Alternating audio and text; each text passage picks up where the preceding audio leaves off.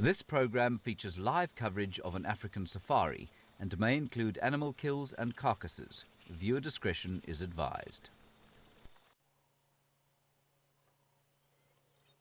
We're sitting in the middle of the African bush live. There's been a lioness with blood on its face around during the night. We're hoping she's got a nice big kill somewhere. We're on our way to try find her, and this is Safari Live. Ready.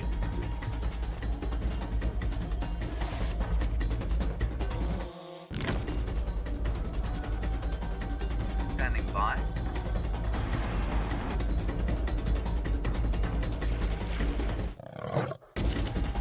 Five, 4, 3, 2, 1. You are live, you are live. Good morning and welcome everybody to this, the 8.5 million acre expanse of the Greater Kruger National Park. We are sitting here on the western fringes thereof, here on Djuma, Arathusa and Cheetah Plains private game reserves in the Sabi Sand. This is my tent and it's wonderful to be here with you. Here is my tent, everybody. Hello to you. My name is James. On camera today we have David, and we're just going to have a look and see what we have on offer today. A great sort of place of museum artifacts, if you like. Well, not actually artifacts. I was informed yesterday that artifacts are of human making. Everything here was made by nature. We have, with any luck, the drone, the rover is up and running. That's excellent news. We have a microscope to show you various little things, and mostly we're going to be discovering what is in amongst the detritus that Steph managed to find at a hyena den yesterday. That will be very exciting, if a little smelly. Please do ask us questions. Hashtag SafariLive, questions@wildearth.tv. It's a great pleasure to have you with us. We've got Steph out on walk. You've met Brent already, and we're going to hand you across to Jamie, who's out on drive now.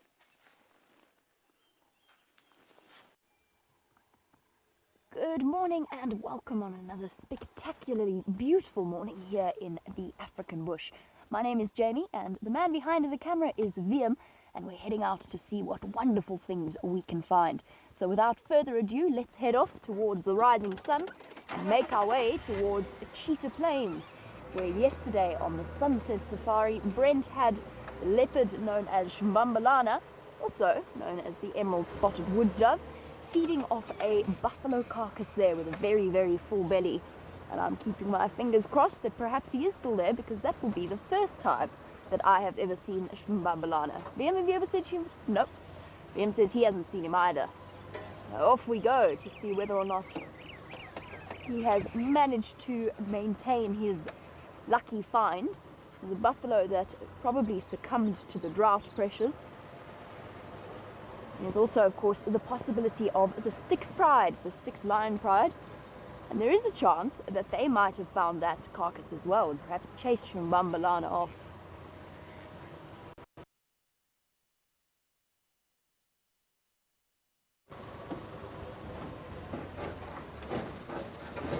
The other thing that we've been doing, for those of you that have seen through the lioness on the Djuma Dam camera, been scouring Djuma to see where those lions must be. Apparently she was seen with a face full of blood, which means that the Nkuhumas, despite their full bellies yesterday, have managed to make a kill somewhere around here. And while we search for different and wonderful things to show you, as the master of finding different and wonderful things is Stefan Winterboer, and he'd like to say good morning. Good morning, yes, and exactly. Thank you very much, Jamie. I'm Stef Winterboer, and on camera today is Jandre Gerding. And we are sitting right here by a harvested termite colony who are just finishing off their night's forage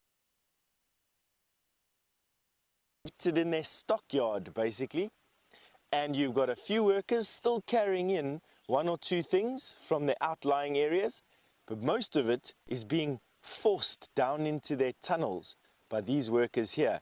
And what they'll do is they'll carry on doing this until it gets a little bit lighter than it is now, and then they'll seal up the entrance to their burrow with a seal of cement and saliva and little bits and pieces of cellulose, and that'll cap it off, and then they'll eat during the day, basically taking the rest of this food all the way down into the rest of the colony. These are not farming termites. These actually eat the wood. But what you're looking at now is a way of nutrification. It's basically taking what little vegetation there is around here and taking it subterranean and allowing that nutrients basically to return to the soil, which in return will feed the roots of the grass and of the trees and of everything else around here as well. So that looks like they are denuding an area, and it's pretty epic, the scale at which these guys can harvest grass. I mean, in some areas of this country, 3.5 tons of grass material per hectare can be collected. 3.5 tons. That is a lot more than any of the other herbivores do here per hectare. In actual fact, if you have a yield of about 6 tons per hectare of maize, and that is under scientific irrigated conditions, if a farmer yields 6 tons per hectare, he's doing incredibly well. These harvest 3.5 tons and they don't do anything to the land. They just harvest from it. They don't fertilize it. Well, I suppose they do in actual fact. I just contradicted myself there. But in any case, there was a lioness at the dam cam with her face full of blood a couple of hours ago in the dark. Thank you very, very much for sending in that piece of information. We are right here with Herbert today. Of course, Herbie's a master tracker. Not really a master tracker, level 2 tracker, but in any case, he's better than what we are. And we're going to see if we can pick up these lionesses' tracks and from there follow it back to whatever she killed. I'm hoping that it's on Djuma. I'm hoping that we'll be able to follow it up today and find you whatever is going on. So, without further ado, let's see if we can go find these tracks. So Gabriel, good morning Gabriel, it's good evening to you all the way from Oregon. You've asked me, do we get meerkats here? Gabriel, we don't get meerkats here, but we do get mongoose here. Meerkats are in the drier, I want to say the drier western part of the country, from about halfway through South Africa all the way to the west coast.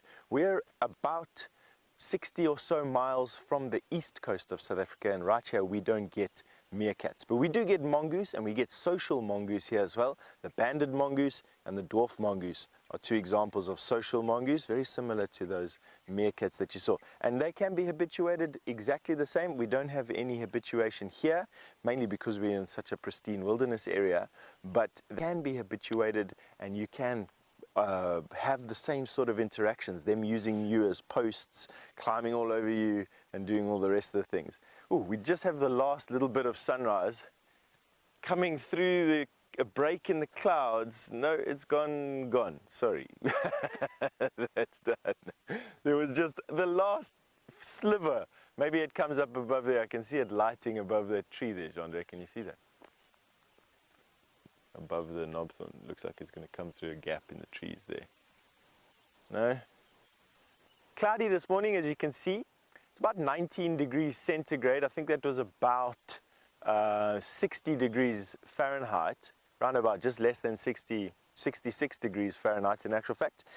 So it's actually been quite a warm evening. And for the first time since the beginning of the dry season, this morning out on the roads are tracks of scorpions and baboon spiders, and so they are active again at night, which means that the average temperature threshold for them to become active has been reached. Spring is definitely here. Spring is on the way. If it wasn't for the knobthorns flowering and everything else going along, just those two little facts would be exactly what make it for me. Baboon spiders, which are South Africa's version of the tarantula, and the scorpions are starting to become active at night time again. All right, now we are quite close to Djuma Dam now, and we are going to spend some time combing the roads around the pan to see if we can find any tracks and signs of that lioness, and we'll come back to you with an update. So without further ado, you're off to James in his tent. James has managed to drop the first gem that came out of the packet, and there it is, everybody, a claw.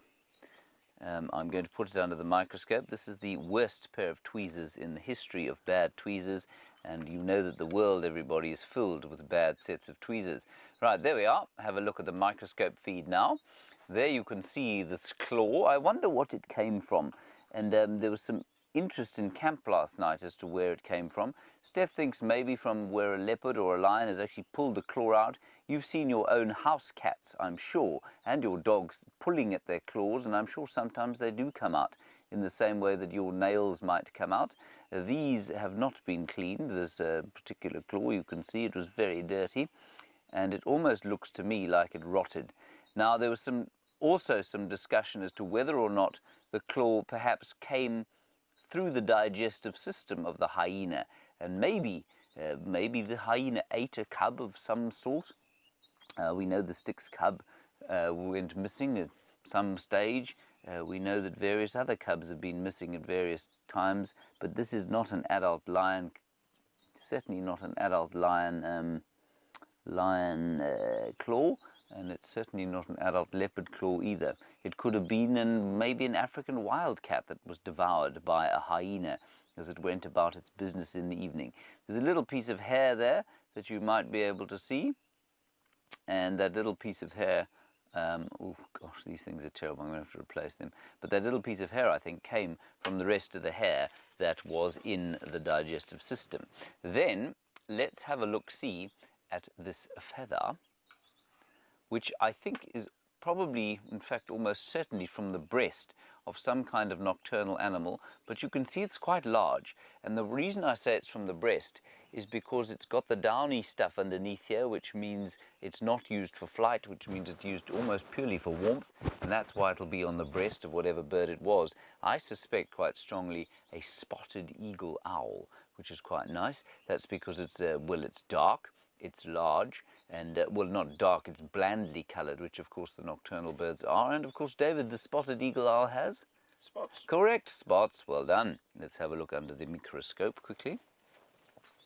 See what it looks like. And we're ready. There we are. Just gives you an idea. Now, what's interesting, apart from the fact that it isn't a winged feather, which is clear, look how poorly attached the barbs and barbucils of this feather are. So you can see, quite unlike, and I will show you another feather, in fact, very shortly. The barbs of this feather are not very well stuck together. That's A, because it's not a flight feather, and B, because it's an owl feather. Owl feathers are not stuck together very effectively. Well, this is a fairly manky sort of starling feather, but I'll show it to you anyway. They're not stuck together very effectively for a good reason, and that is that they like to let the air pass through the flight feathers when they fly. Oh gosh, the thing is really not exposing nicely. Wait 1 second, everybody. I'll try not to fling this thing out of the window.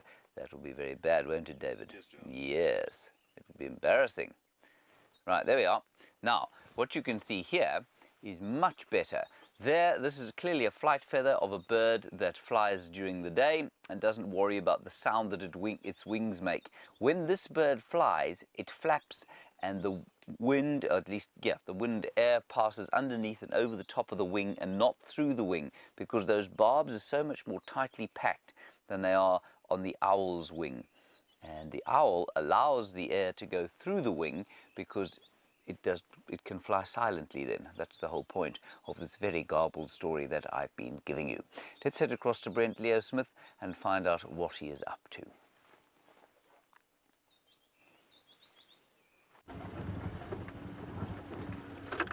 Well, we found the lions. They've caught, it looks like an adult buffalo bull.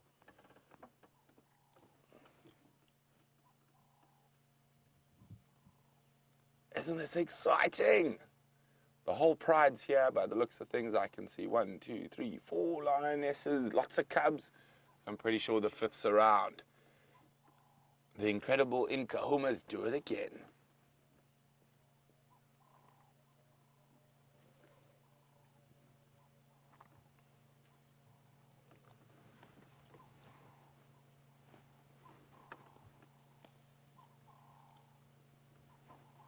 Okay, I'm going to try to find a spot to get in there now. Just roll forward a little bit for now.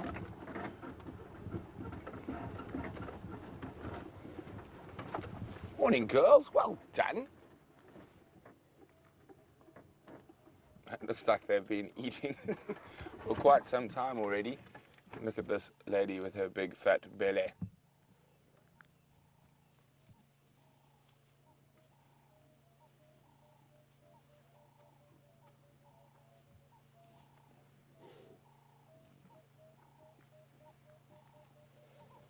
It's a little bit of a tricky area. Oh, we've got charging cubs all around.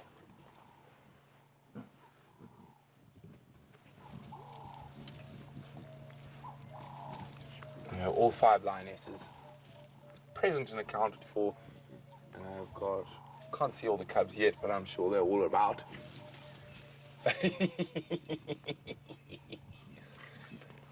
Happy lions, lots of food.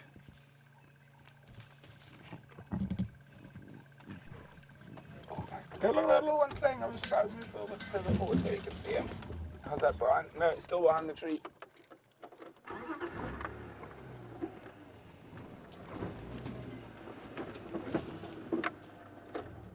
Okay, we're gonna have a look here. The cubs are playing. Of course, nice big kill. No male present at the moment. I wonder if the males actually heard this buffalo expire last night. If they did, they're certainly on their way. Ooh.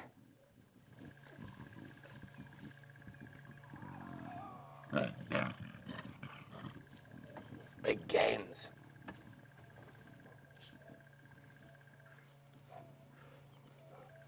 Can you believe it? That's the little cubs making that growling noise. Already at this tiny age. I'm just trying to see. This is quite a difficult area to get a vehicle into the carcass. But we will try just now. But let's just sit and watch these wonderful little cubs running around and playing at the moment.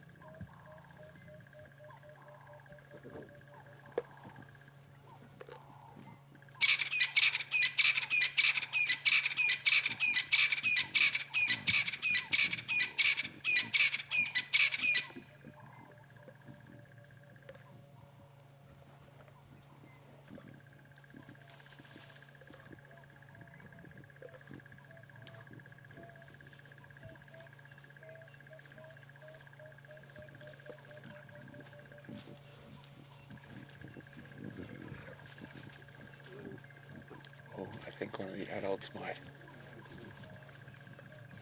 This lioness looks like she's thinking about charging and joining in the game, but so far it's just the cubs.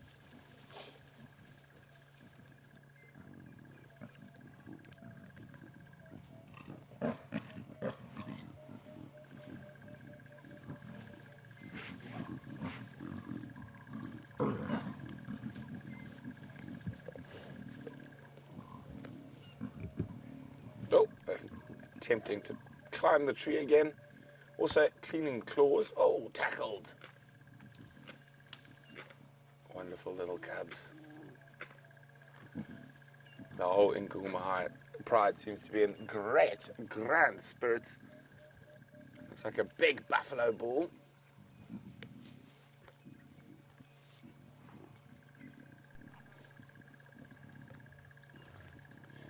A very good morning to Sean.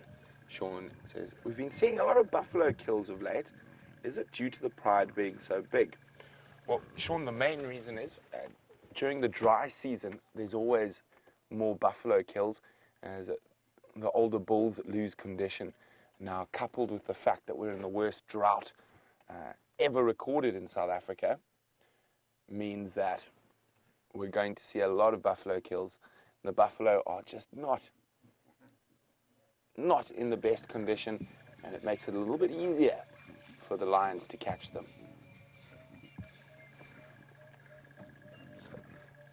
Okay, let's try. Have a look. There's cubs all over the place. I'm just trying to plan my approach where we can get into a spot where we can see the carcass and then feeding a little bit better. Well, we've got cubs in front of us. We'll just keep still for now.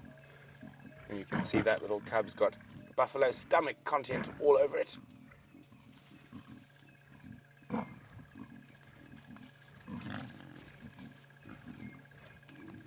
We're off into ad break, but stay tuned to see what happens with Nkuhuma's next.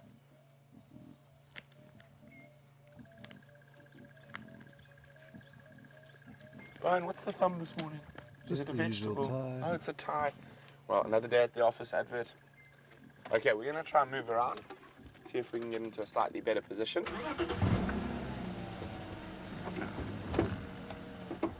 While we do that, let's go across to see how Steph's doing on foot.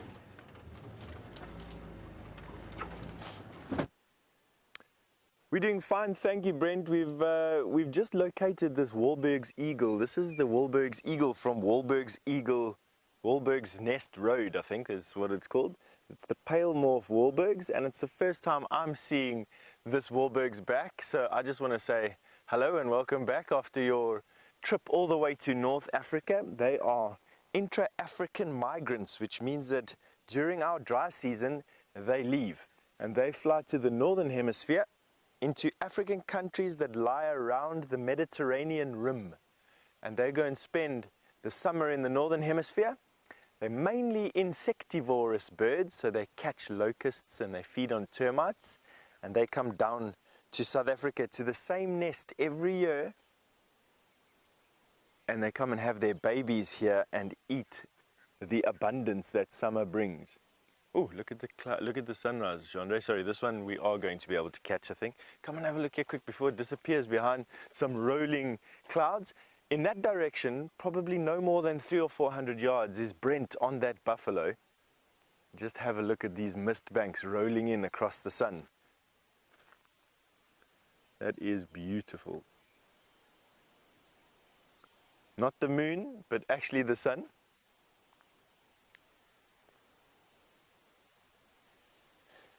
So James Richard, you've just asked me to check the shikra nest as well this morning. I am going to have to find out where that is, James. I have no clue where a shikra's nest is today. So sorry about that. But I'm sure we'll find out where it is at some point and I'll be able to get back to you. Our plan for today has changed slightly since Brent managed to find that exactly that lioness, that exact one that was on the dam cam, and led you guys straight back to that buffalo that it is. I've just been told in my ear by kind Kirsty that the shikra nest is on Zoe's Road. We are probably about 5 miles from there, James, at the moment. Not really feasible for us to hike all the way there for me to go and look for a shikra nest. I'm sorry, we'll do it another day when we're walking in that direction again. But our plan has changed slightly, but what we are going to do is sort of hang around the Mulwati drainage line. That's this donga that we have over here, or this ditch, this creek bed that we have here, and we're going to see what we can find for you along this riverbed. It is a fantastic road for leopard to use and lion as well. So maybe we find something along here for you. Let's carry on going. Just walk over here.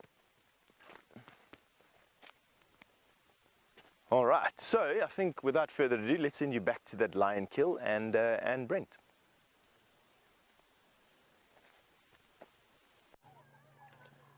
So we've managed to get into a better spot here. As we can see, I've counted now, all 8 cubs are here. And we can hear them feeding. One lioness is looking up. I wonder if there's not a male on his way.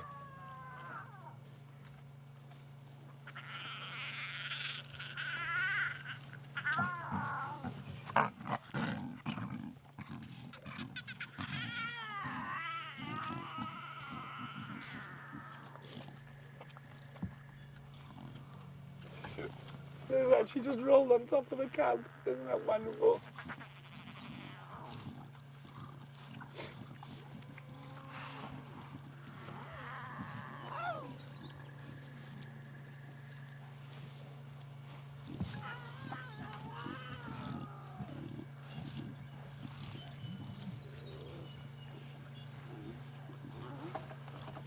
Welcome back. We're with the Nkahuma pride, our dominant pride of lions who've managed to catch an adult buffalo bull. We're in the northern sections of Djuma Private Game Reserve here in the Sabi Sands, and it's all happening. A very happy pride with lots of meat. Judging from how much meat, I'd say this kill probably took place quite early this morning. And look at that, climbing on top, trying to get into the good spot.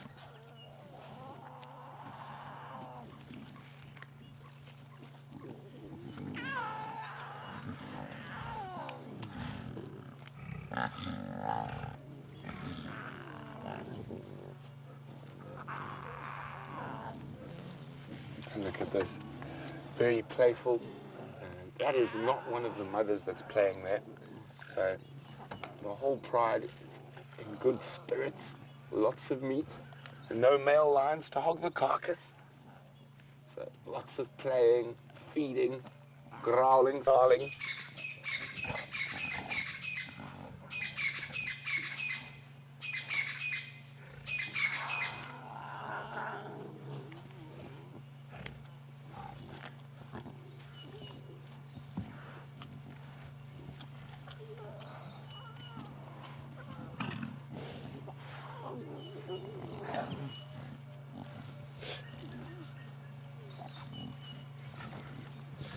Hi, Kyle, who's in Detroit, in Michigan.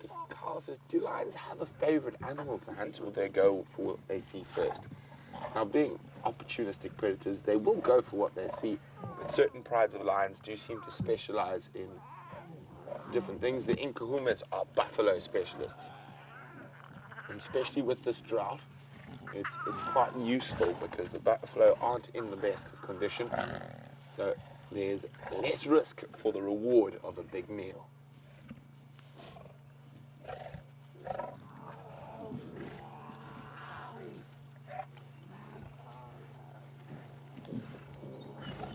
And look at that little guy, he's got his head right in there.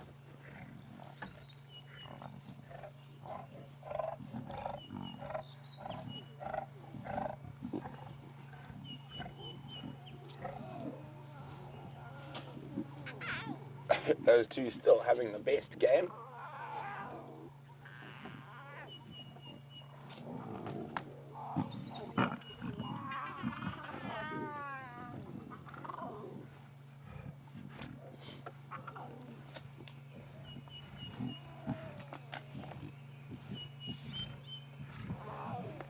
It's just incredible just to listen to the sounds.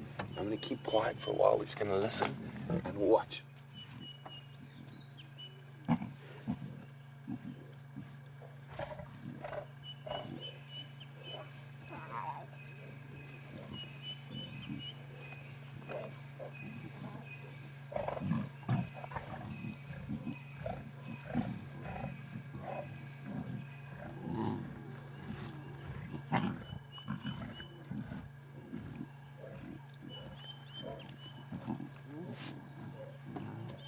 Now listening to some of these noises, Doodle says, I never get tired of the sounds the cubs make. Me neither. Look at that one. He's been knocked out of his spot in the carcass. He's looking like he's quite rotund. Oh, we're going to go find another way to get in there.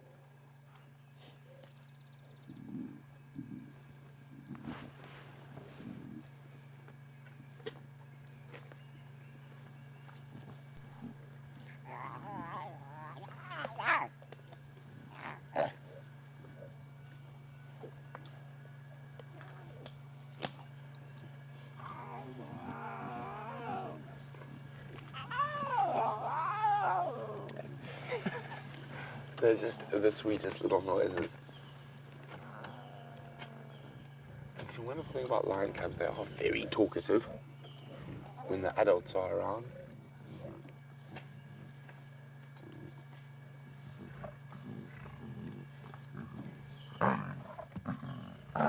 That is a cub.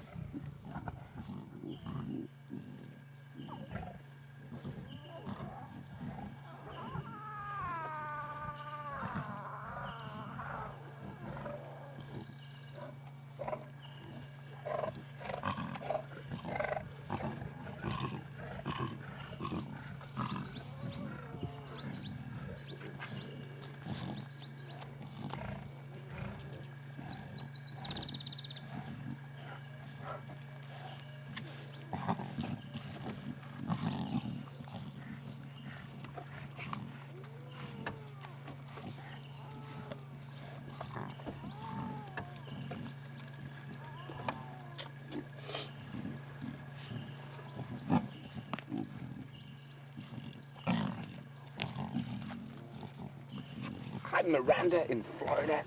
Miranda would like to know if a lion that's not fully grown be able to take down an antelope like an impala. And it is possible, Miranda, especially if they get abandoned.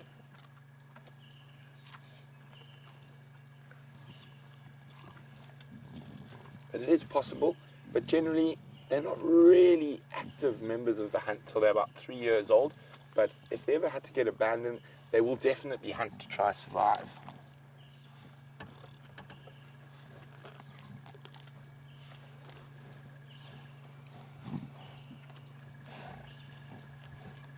But now, the amazing thing is little lion cubs will eat meat from about as young as 6 weeks old, even though they will drink milk, and I only weaned at about 6 months. That's when the females will stop lactating. Now, of course, if there's multiple females lactating, and of course at different ages, the older cubs will take advantage of that fact and still continue to sneak milk after they're older than 6 months.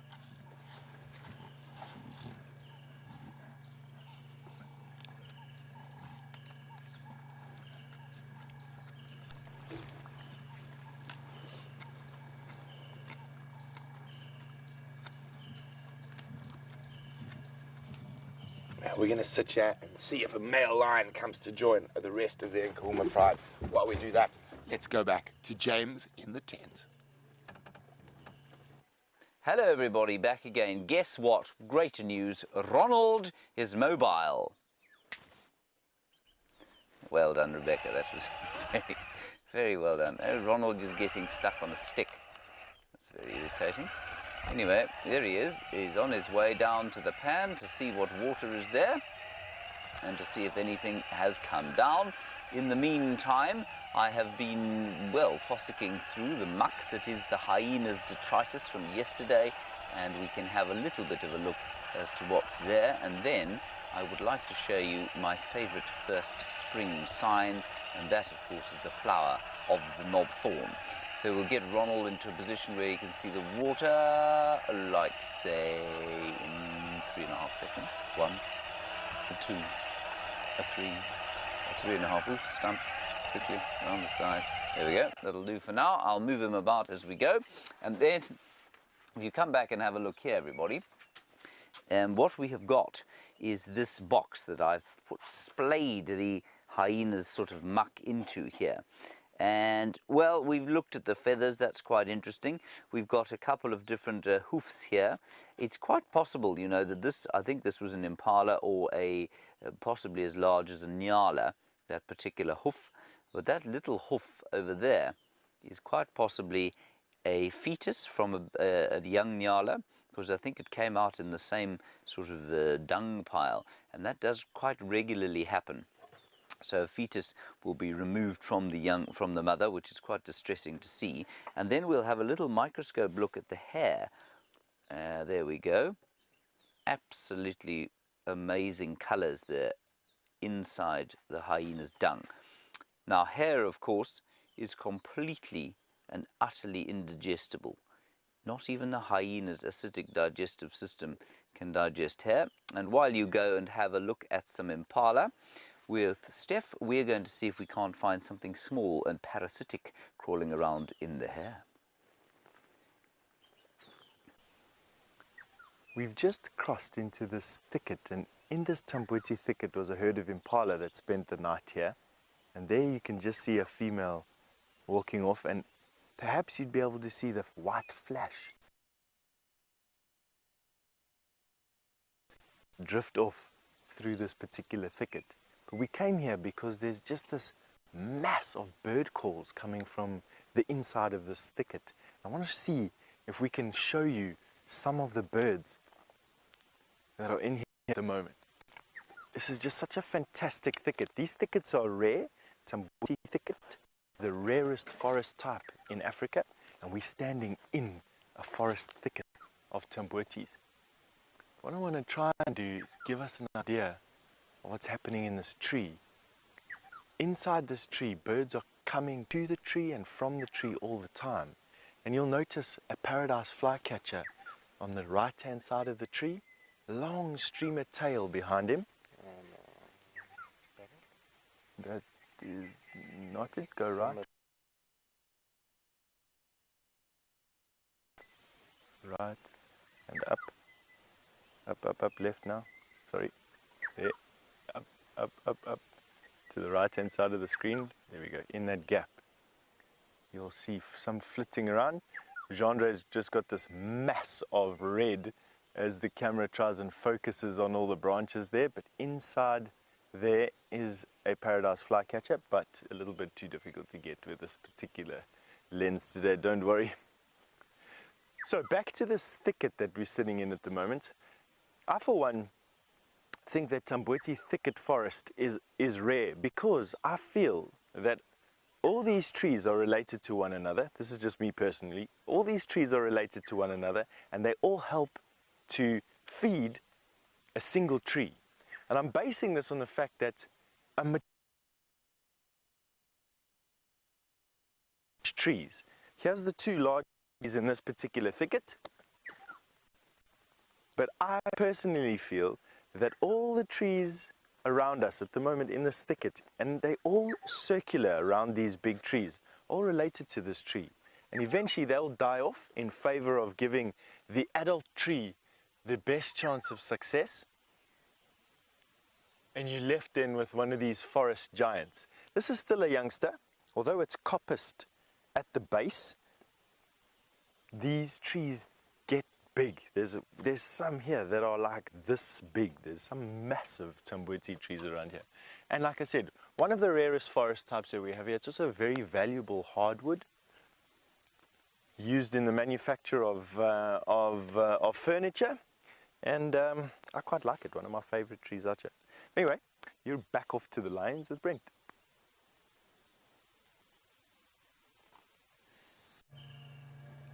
Now, one lioness might have noticed something. She looks like she's looking up. It's not unusual for hyenas, if they hear this type of feeding, to come have a look.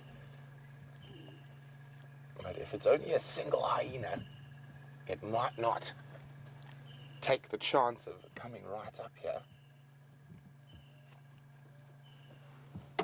Now, as a general rule, for every adult lioness you need 3 hyenas. So with 5 lionesses here, you would need 15 hyenas for them to successfully try and chase the lions off this buffalo carcass.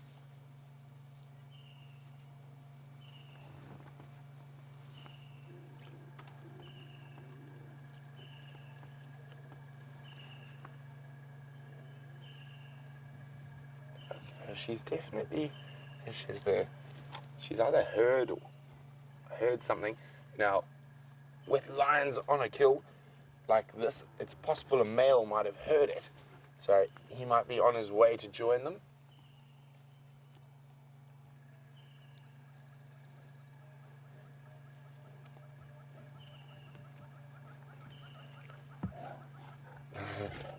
It's amazing the attitude of the little cubs. They'll growl and snarl at an adult, knowing they'll get away with it a bit more. As they get older, the lionesses will get less tolerant of that behavior.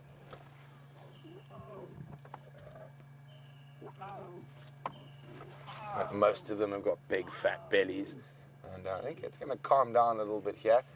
They're going to sleep. But to see what happens next, stay tuned as we disappear off into an ad break. We'll be back shortly.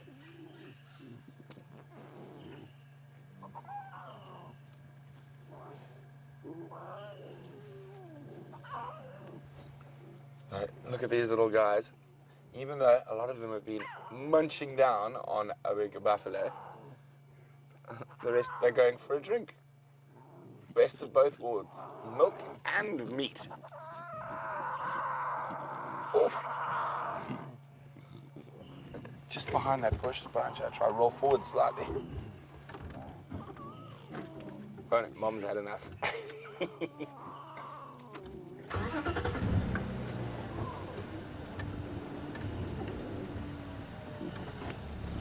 How's that? A little bit more, get that quarry out of the way. There we go.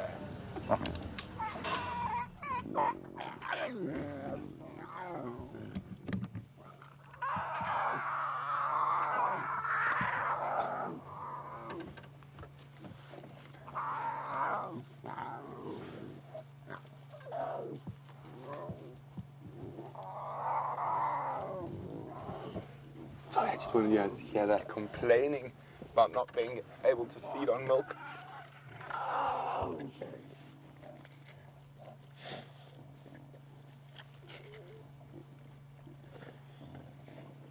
Hi, Marilee in Illinois.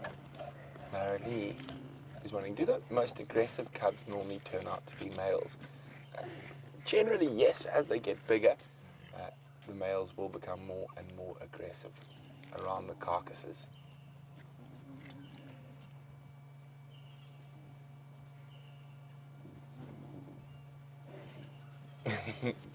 Games are on again.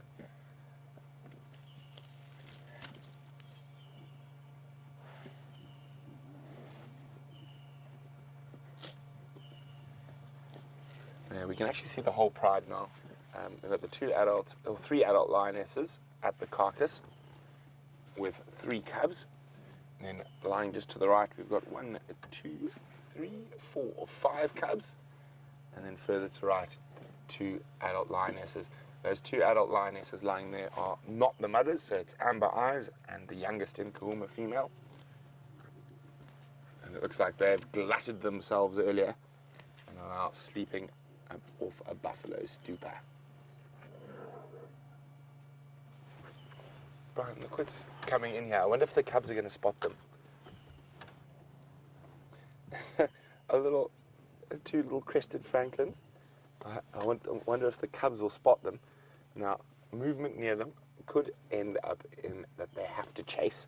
Practice makes perfect, and stalking francolin is something lots of little cubs do, mostly with great failure. And look at them, they're about to go right past the carcass. There you go, the one female spotted them. None of the cubs have spotted them yet.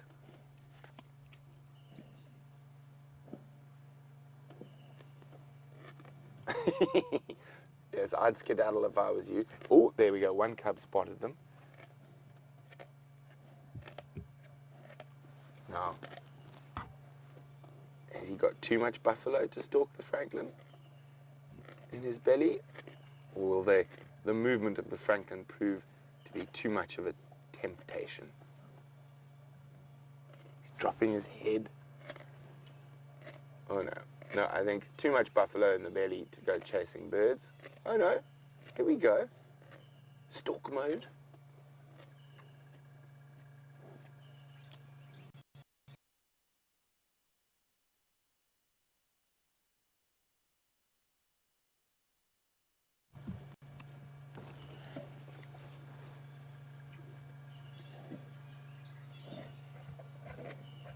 No, they've got too far now.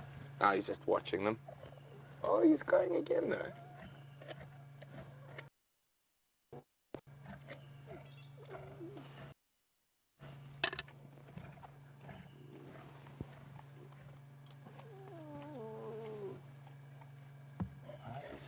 Barney's still stalking those francolin.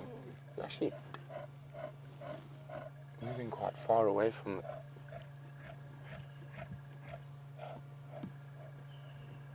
There he goes. I think the francolin have made safe their escape. So while we sit here and see what else happens at the Kahuma Pride with their buffalo, Jamie's just arrived at the buffalo carcass on Cheetah Plains.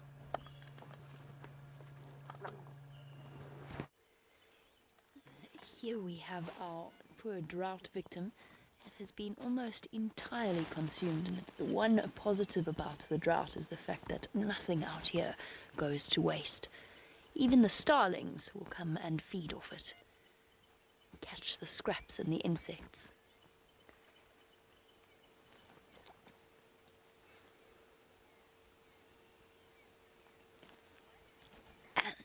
And welcome back on your live safari. Just a reminder that you are here in the middle of the African bush.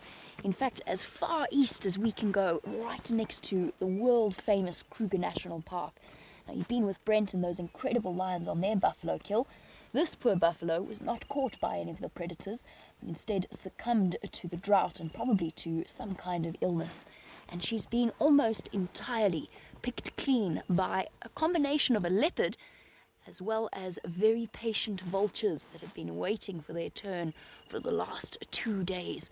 Now, unfortunately, I've just found out that our leopard has crossed east into the Kruger National Park.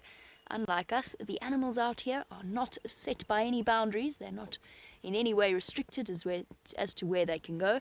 And our leopard has moved off a little bit further to the east into a reserve that is world famous for its concentration of predators. I'm hoping that if we sit here nice and quietly, the vultures are going to decide to return to this carcass. They're sitting waiting patiently in the trees around us. There's a couple of white-backed, and they are the true victors of this drought, our predators and our scavengers. They are the ones that are going to be the most successful out here. We've got the most common species of vulture out here, the white-backed vulture. There's one of them there, watching carefully, waiting for the opportunity. Oh, we've got hooded vultures as well, waiting for their opportunity to come down and to scavenge off this carcass. And even the birds like the starlings are gathered around to participate in this feast. They're attracted to the insects that are in turn attracted to the buffalo carcass. She's been all but finished. I think hyenas have come through and fed off this carcass as well. I don't think this is just the work of vultures and that hyena and that leopard. There's parts of the bones that have been chewed away. The ends of the ribs have been nibbled as well. Although why they're not still here is a different question. And I always really hope that perhaps there's the opportunity of seeing a brown hyena. And flashes of bright blue, shiny bright blue of the greater blue-eared starlings fluttering about. A beautiful morning here. Come on, vultures. Are you going to come back, or are you going to wait?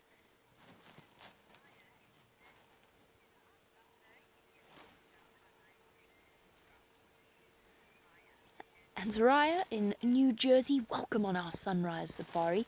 You've asked a very good question, and yes, absolutely.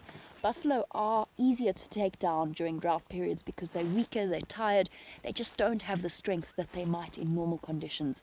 However, just one small point, it's very unusual for a leopard to hunt a buffalo. Sometimes big male leopards might hunt buffalo calves. We haven't seen that many small calves recently. There's very few of the females that are giving birth at this time of year. But for the lions, there is definitely an advantage to the drought conditions. And also bear in mind, the buffalo are forced into smaller areas, confined by where they can go to drink. They are water-dependent animals, which means for the lions of the Sabi Sand and throughout the greater Kruger National Park area, sitting waiting at waterholes means that they've got an almost certain chance of success. Now, this poor buffalo didn't get caught by anything. She just couldn't do it anymore. And the first victims of the drought will be the old and the young for our bulk grazers. You can see she's quite an old lady, just judging by the condition of her fur and her teeth. And apparently we have been seeing her recently around Cheetah Plains. Sorry, girl. And the less food they have, the more, because each and every single, more most likely most of the buffalo out here, and some of the lions and the kudu and the other animals are carriers of tuberculosis. It usually doesn't affect them. It's a naturally occurring disease, but when they start to lose condition, then it hastens their demise. But as I said, nothing shall go to waste out here. That is a time of plenty for those who know how to be opportunists.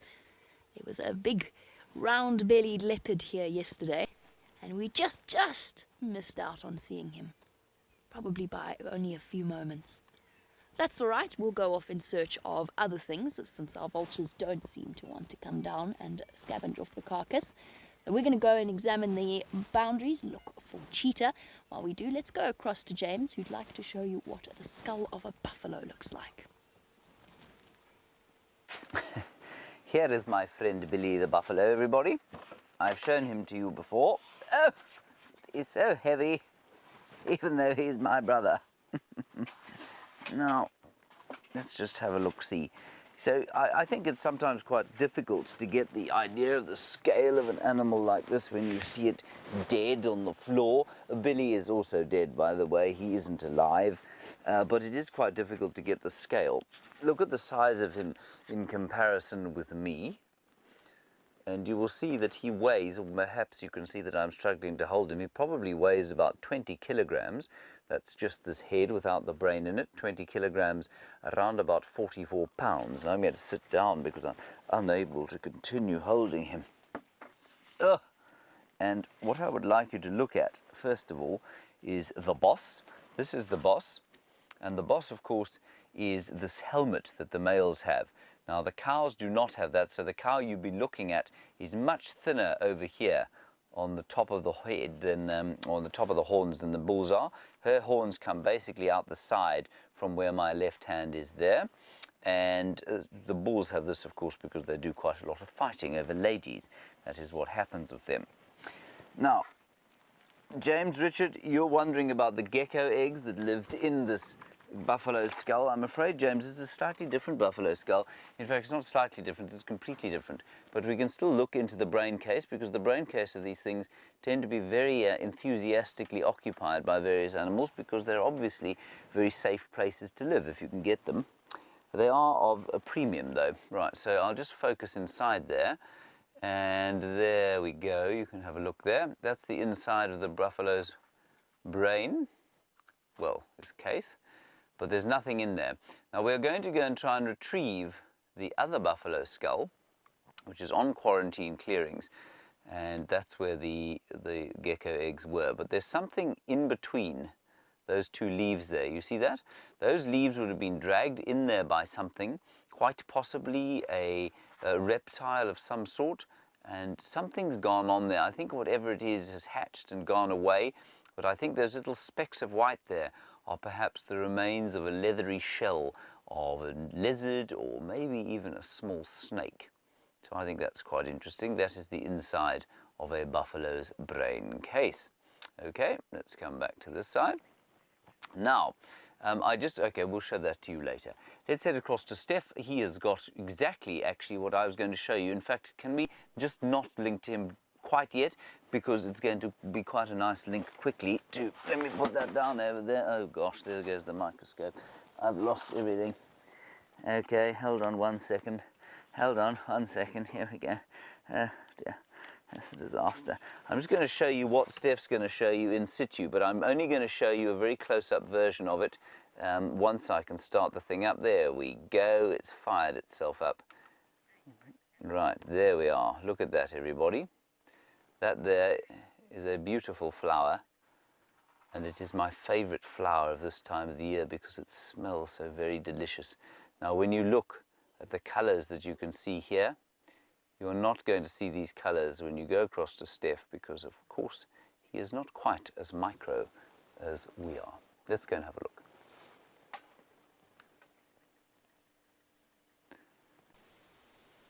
We've also got a knobthorn flower. Ours is just still attached to the tree, and you can see what I mean by, and we're very privileged here in actual fact to see two of the flowers. The flowers that erupt, these ones here, they come out in these fluffy bursts, just absolutely drenched in pollen, and have this really sweet smell, a very jasmine-y orange blossom smell. It's actually very pleasant. And then here we have the pollinated flowers that'll turn into the seeds of the knobthorn, which are pods that burst open with a flat seed. And we also have a leaf.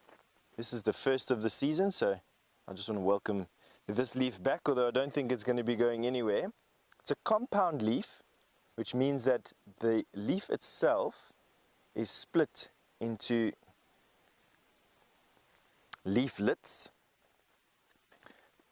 So leaflets, one on either side. So that entire thing is one leaf made up of many leaflets, and now you go to the end and you're going to have a look, and we will see that it is terminated by a single leaf, not two leaves. So the single leaf not 2 leaves. And that helps you identify these particular plants, and they are very tasty. Lots of animals love young knobthorn leaves. I must say, for me, very tanniny, have a lot of tannins, so the left-hand side of my mouth is now completely devoid of saliva. What you would be able to do with this, with all that tannin, is a cut like this that I have on my finger. You can then pack the juice from there into the cut, and it actually will stop bleeding. So tannin helps to coagulate blood, and it'll actually help bleeding. So you could then leave that on there like a poultice and strap it down, and it'll help bleeding to be stopped. There you go. Nice. Right. And that's basically the knobthorn. Oh, knobthorn trees that have been pushed down like that also expose their roots. And ladies in the area for centuries have been harvesting the root bark by scraping the root bark off, taking it to a pot at home, and then boiling it over a fire with water, and then bashing the pulp into the pot, into the boiling water, and it releases a dark reddish dye that you can dye grass mats with, and you can, well, Brent's got some wild dogs, off you go. So there's very few things that'll make me leave the Nkuhuma cubs, but African wild dogs are one of them. It's my favorite animal. And we've got the pack of 3, highly mobile west. Look at them go. They're such incredible animals. Oh, there's one charging us. Not really, but he's just running in front of us. So we'll go past and we're going to turn around. Look at that. They're hungry. They're on the hunt. Now, this is the most endangered canid in southern Africa. There's less than 500 of them in the country.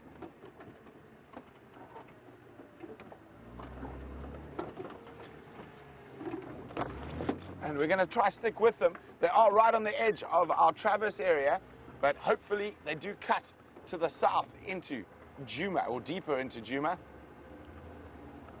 Now, I didn't notice any impala as I was rushing along to get here, but hopefully they do find something. They are looking quite hungry. Now, this pack has got a fascinating story. It's the 3 remaining members of the Lower Sabi pack that died of canine distemper earlier this year. Okay, we're just going to let everyone have a chance. There's other vehicles here. So we're going to let the other vehicles go up ahead, and then I'm going to make a scoot around to try keep up with them on the side. Morning, morning. Thanks very much. Isn't this exciting? Wild dogs on the hunt. Buffalo, lions on a buffalo kill. What I'm going to do is I'm going to sneak through to the fire break so we can keep up with them. Hold on.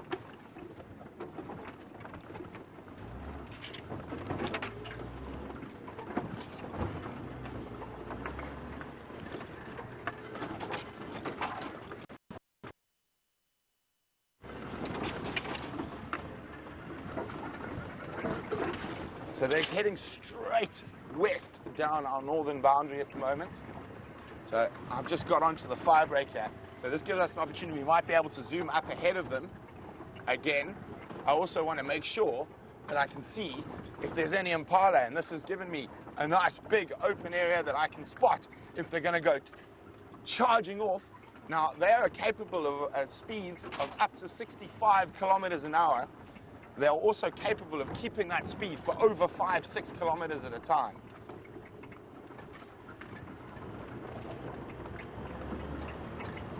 And you can see we're probably doing, what do you reckon? And this is their jogging speed. We're probably doing 25 kilometers, 30 kilometers an hour.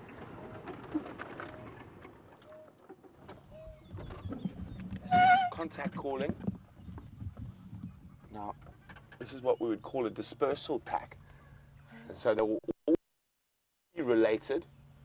So what they're doing at the moment is they're looking for unrelated wild dogs to form a new pack. It wouldn't be exciting if Djuma forms part of their core territory. Okay, let's keep going. I want to see over the next crest.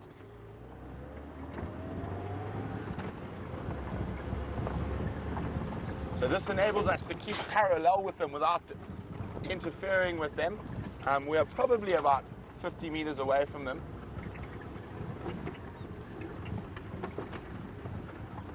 Now, there's something running across the road, a bit too big for the wild dogs. They've spotted the wild dog, but those male waterback would probably be a little bit too much of a challenge for 3 of them. Now, David is wondering, do these guys have pups? They don't. They were part of a pack where the alpha female was pregnant, but unfortunately she died from canine distemper, and she actually had 18 pups in her stomach. So it was very, very sad, but it's incredible that 3 of them survived, which is also quite positive. It means they probably are immune to distemper, and hopefully that genetic immunity to distemper, if they do manage to breed by meeting up with dispersal members from either the SANS pack, the Investec pack, that immunity will continue on through their puppies, making this pack a more viable pack in the future. Here we go. Oh, we love it when a plan comes together. So we've caught up with them again.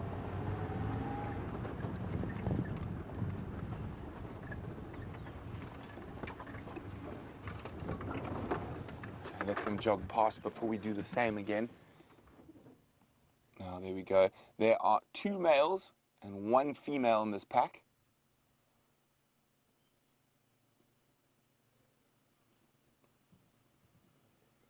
The female looks to be the middle dog. That's one of the males. It's just stopped now. Sniffing, sniffing.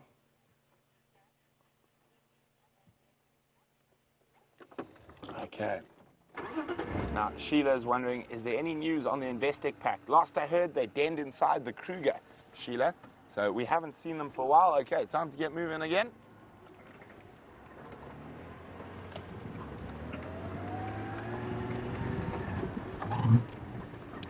You always got to keep up with the dogs, and that's one of the biggest challenges about following wild dogs, particularly in this area. It's what we call mixed broadleafed woodland or combretum woodland, so quite often it's quite thick.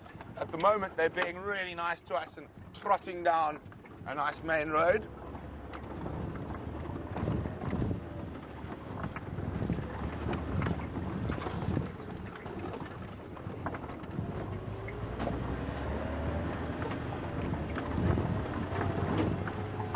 So what we're doing is we're leaving the other vehicles directly behind them and we're keeping opposite them.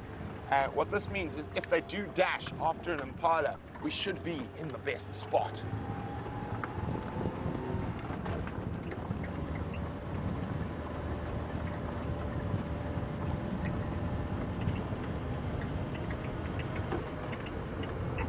Okay, so they're opposite me now. What I'm going to do is just go through this dip, stop on that little crest up ahead, and then we can watch them come towards us. As I said, I'm also staying just ahead of them. I'm scanning for potential prey so we can plan to be in the best spot if they do dash.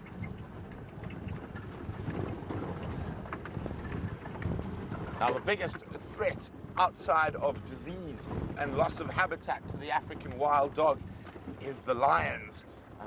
They are heading towards the lions, but they're still quite far away. There we go. Said we can watch them come through this little valley.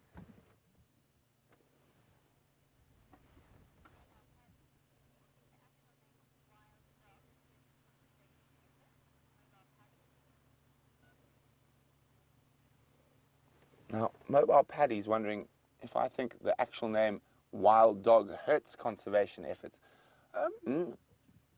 Possibly, but I don't really think so. Of course, the other name is the painted wolf, and from their wonderful splotchy coats. And off they go again. Now, if they smell lions, they might change. Oh, there we go.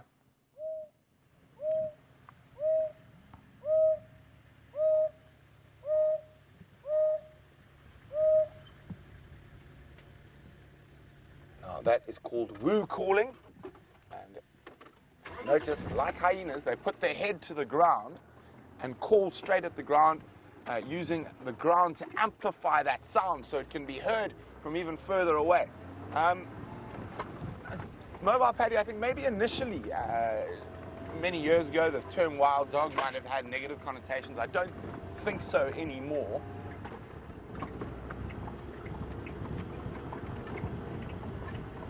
Oh, they've decided to switch lanes, and now they're in front of us. Now, the lions are just off to here, probably about 500 meters away. I think they might avoid that area.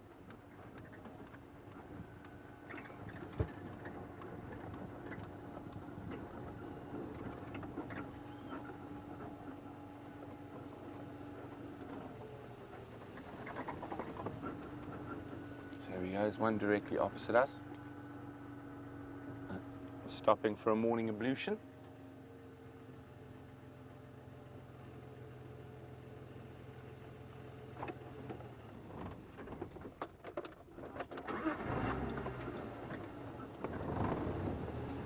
Oh, I just love the way they move. Nice camera work, Brian. And Brian's doing a fantastic job. That's not easy to follow an animal while we're moving. Oh, they found something smelly.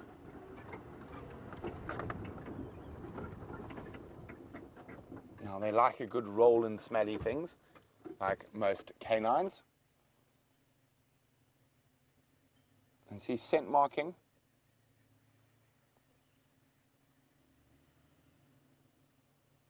Now, the whole pack will scent mark.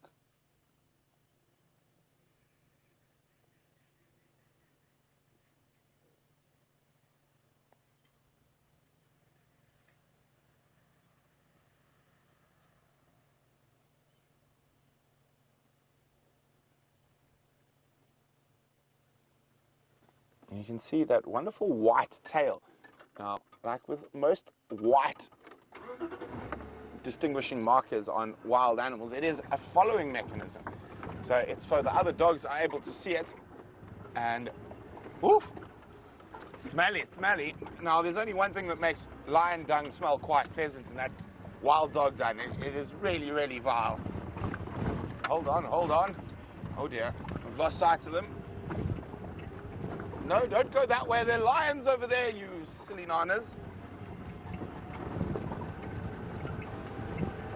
They're literally heading straight towards where the Nkahumas are on that buffalo kill.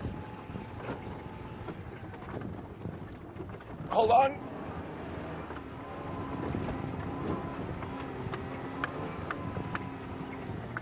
So we're about 500 meters to the north of the Nkahuma Pride, and I'm going to show you right now the Nkahuma Pride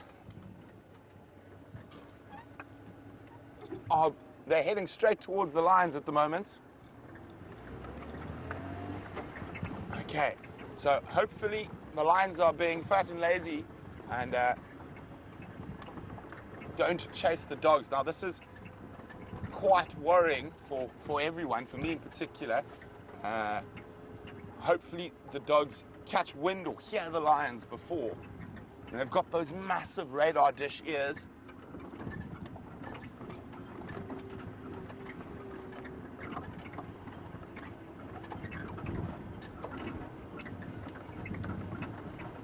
Okay, so if you have a look where that tree is there, that's where the lions are more or less. Actually, no, I think they might be a bit closer.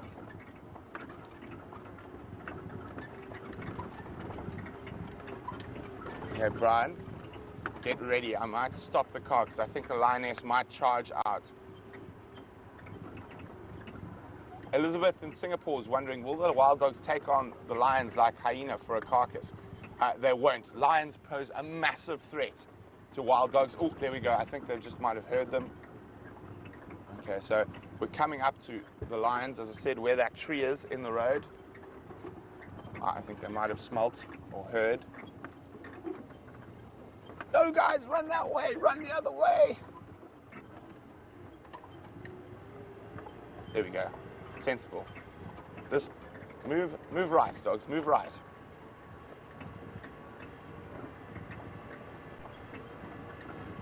Oh. Now they might pick up the scent of the lions, hopefully for the dog's sake, before they get to the lions.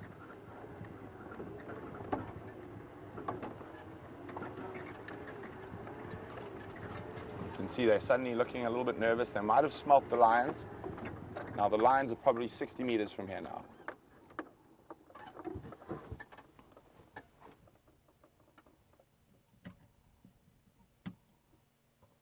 You can see they've stopped smelling around.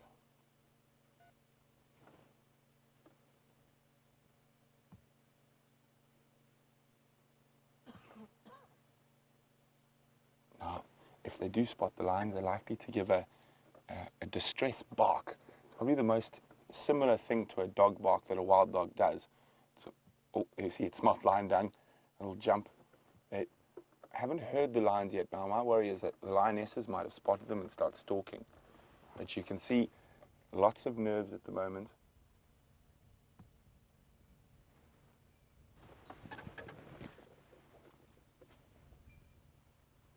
Yes, wise choice.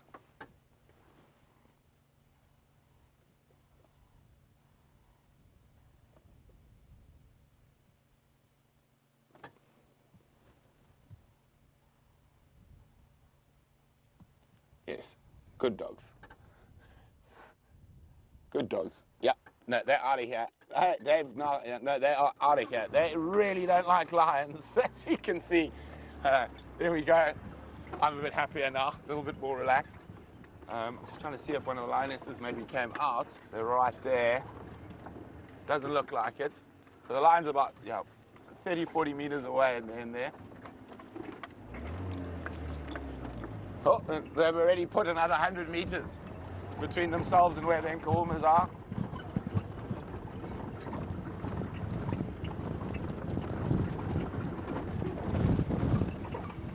As I said, lions are the biggest threat to African wild dogs in terms of natural predation, and especially when they've got dens. I have seen a lioness actually dig a puppy out of a den before. Okay, so while we catch up with the dogs again, let's go back to Steph and see how he's doing on bushwalk.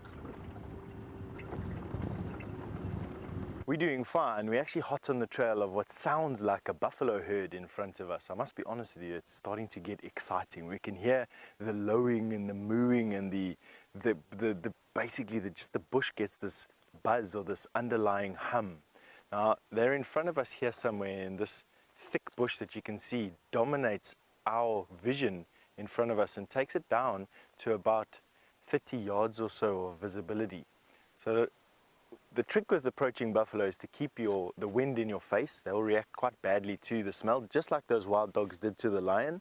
So what we want to do is keep the wind basically either blowing sideways like it is now, or in our faces.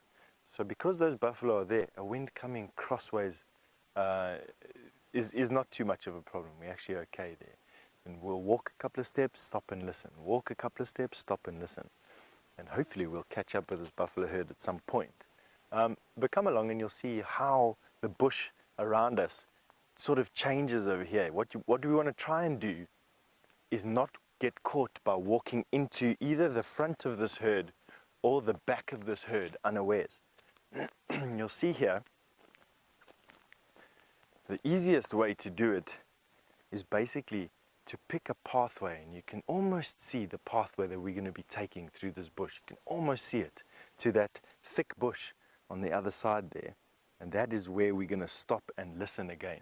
So we walk up to that point, keeping as quiet as we can, watching where our feet go.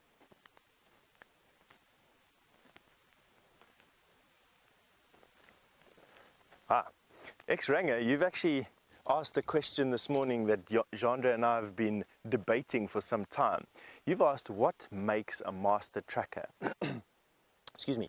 So Ex-Ranger, master tracker is an honorary qualification that a senior, well, that a tracker will be awarded by his peers underneath a system called the Cyber Tracker system. The Cyber Tracker system was developed by a man called Louis Liebenberg, who basically is responsible for modern tracking and the value placed on modern tracking as it is today. He's really pioneered an industry around tracking worldwide.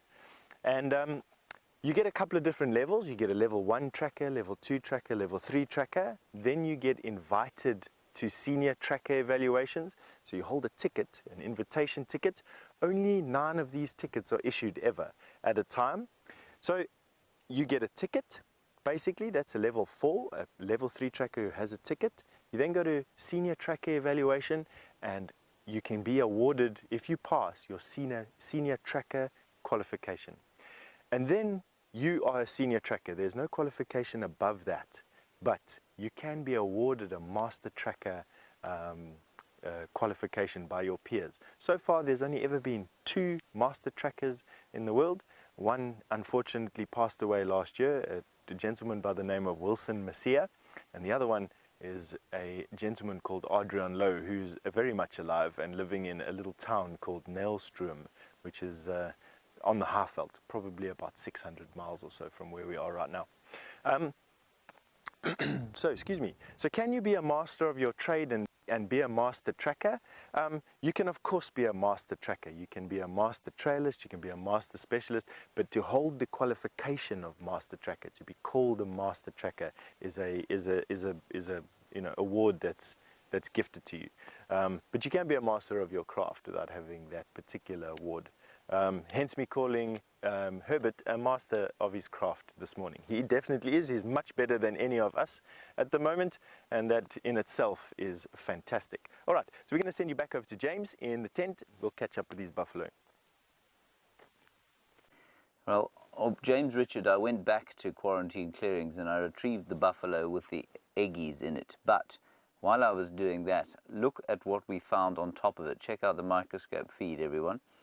This is a tiny little stick insect that looks unsurprisingly like a stick. And just look how it's changed color. See, it's gone blue as it's climbed onto my skin. I'm sure that's because my skin's reflecting a different kind of light. But this thing is tiny. It's probably about, well, it's about 2 centimeters long. And you can see his little eyes, his little feelers out the front there. Those are his feelers, pedipalps, and then 6 insect legs. Here he goes, crawling up my hand. What you don't want to do, of course, is have the insect crawl over your fingernails while looking at your fingernails with a microscope, because you will be sore, amazed, and shocked. All right, let's go back to the skull, if we don't mind, and let's look inside him. And I'll just show you inside. There are the eggs. Same eggs that we had during the Father's Day in June. And unfortunately, they don't seem to have hatched. Maybe the one on the top of the screen there is hatched, but I'm not really sure. I think that they are dormant, and we always said that we thought maybe the reptile had laid them at the wrong time. Then there's there are a few ants down the bottom there, you can see, just crawling about. Very difficult to focus. There are a couple of insect carcasses. And the reason there are insect carcasses, everybody, is because lurking there is either a spider or what I think is probably the remains of a spider's exoskeleton. But those ominous-looking legs are quite something. Right, and then if we zoom further out, watch this. This is an amazing picture to me. There is the spider's web. Now, this is probably a violin spider or something like that, which is a hunting spider more than a web-building spider, but they will build webs in order to sort of wrap up their prey. And there you can see that little black bit there is a bit of a wrapped insect exoskeleton, the chitinous sort of piece of that. So I think that's quite interesting. We'll have one last look at those eggies. And then we're going to go into an advertisement break. Just remember, while you're away, go and make your coffee quickly if you'd like. We've had wild dogs, we've had lions, and Steph, of course, hot on the trail of some buffalo. So that will be fascinating. Let's just find where that chap's gone. Here's our little insect fellow. There he is. And we'll have one last look at him. Come back just now to see the progress of the wild dogs and the buffalo. Bye-bye. Right, let's head back to the wild dogs, everybody. They are going crazy. So they've crossed into the north of us. I was hoping they were going to come terrorize a herd of buffalo. But they could easily come back. But the reason they've decided to go around is literally there were about 200 buffalo in their way. So let's go look at them. The tail end of the herd now.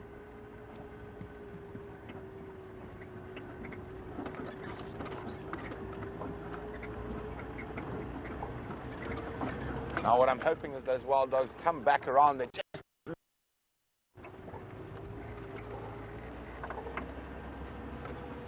now let's have a look. This is the first big herd of buffalo I've seen in a while. So with the droughts, I just want to have a look at the condition. And what I have noticed, and I think you will notice more and more with this drought, if we look carefully in a big herd like this, is normally we see lots of little babies. And at the moment, I'm not seeing any.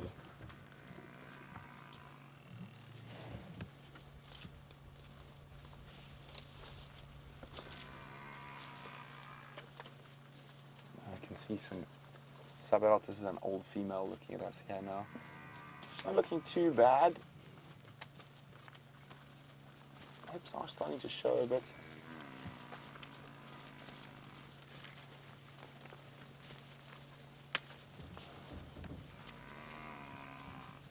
As I said, normally with these big herds of buffalo, lots and lots of little babies around. At the moment, we're not seeing any. Now, with buffalo, quite often during a drought, they can be stillborn. And the other thing is, what happen is that they die quite quickly.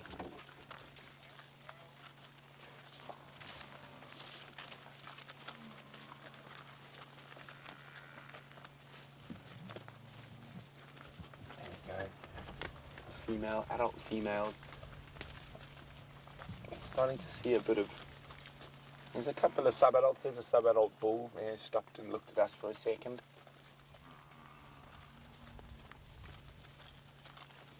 There's a big herd. I guess 200 to 300 easily, maybe a few more.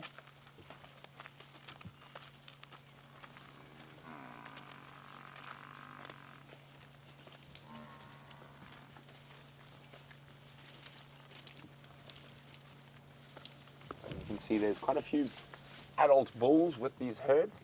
Now these are the breeding males, not like the old boys we see often around the Jumapan. Those are sort of retired gentlemen who can't keep up with the strain of fighting for females in a herd, but there's one who can.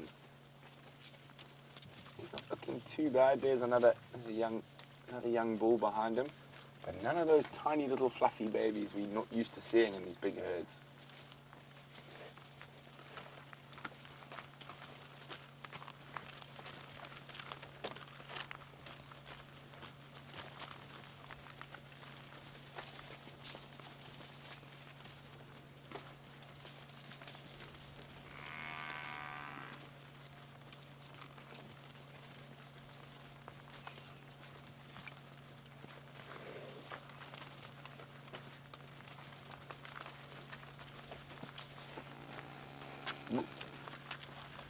I do love all the sounds that you hear with the buffalo herd, the scuffing of the hooves, the lowing.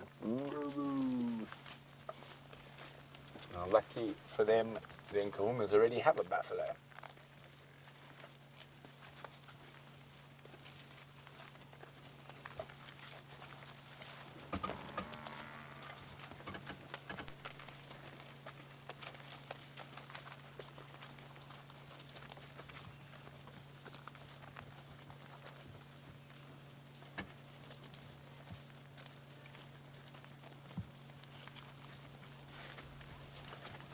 Welcome back. We've lost the wild dogs as they ran into this massive herd of buffalo. It's probably 200 to 300 individuals in this herd, and they're busy moving probably towards water at the moment. And you can have a look. Lots and lots of buffalo. We're actually completely surrounded. They're 360 degrees around us.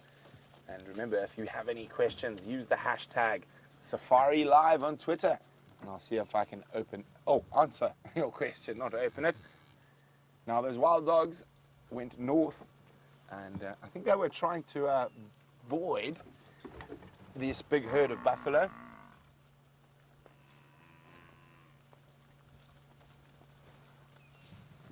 As you can see, We're right here, and the buffalo are crossing through. There's some water holes to the north of us, and I think they've been feeding on the seep lines in the south, and now are making the long trek to water. We are right at the end of our dry season. It is also the worst drought in recorded history. It's a hard time for a buffalo, but a good time to be a lion, a wild dog, or a leopard.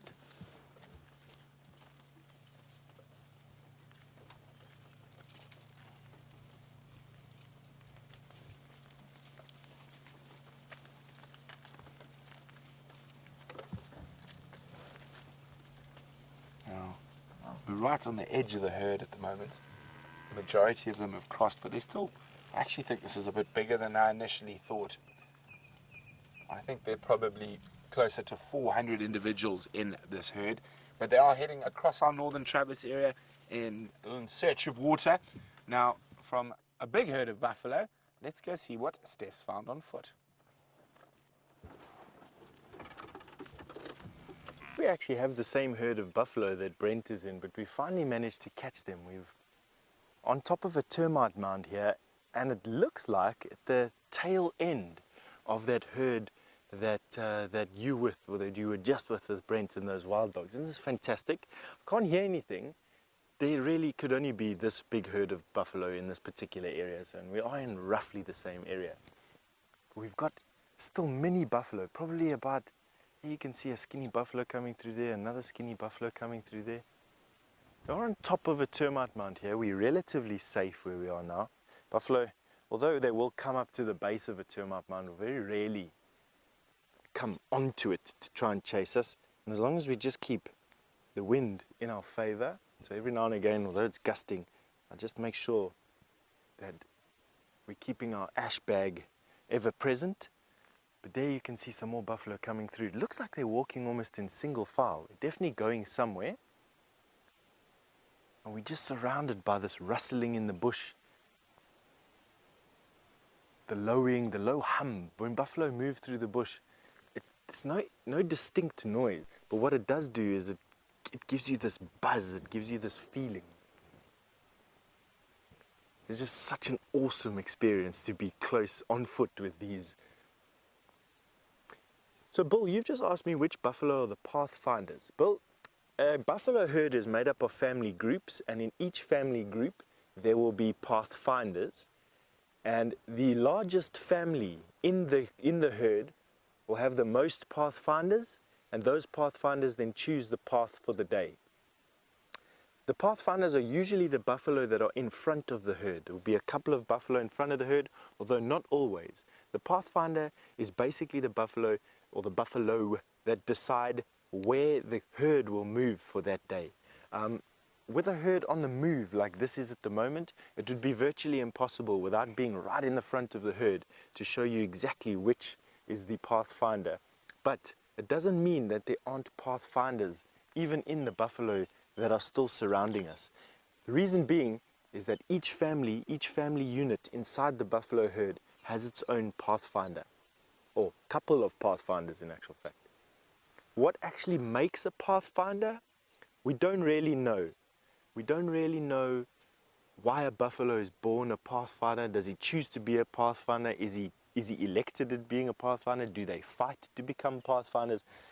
Those answers to those questions we don't know just yet.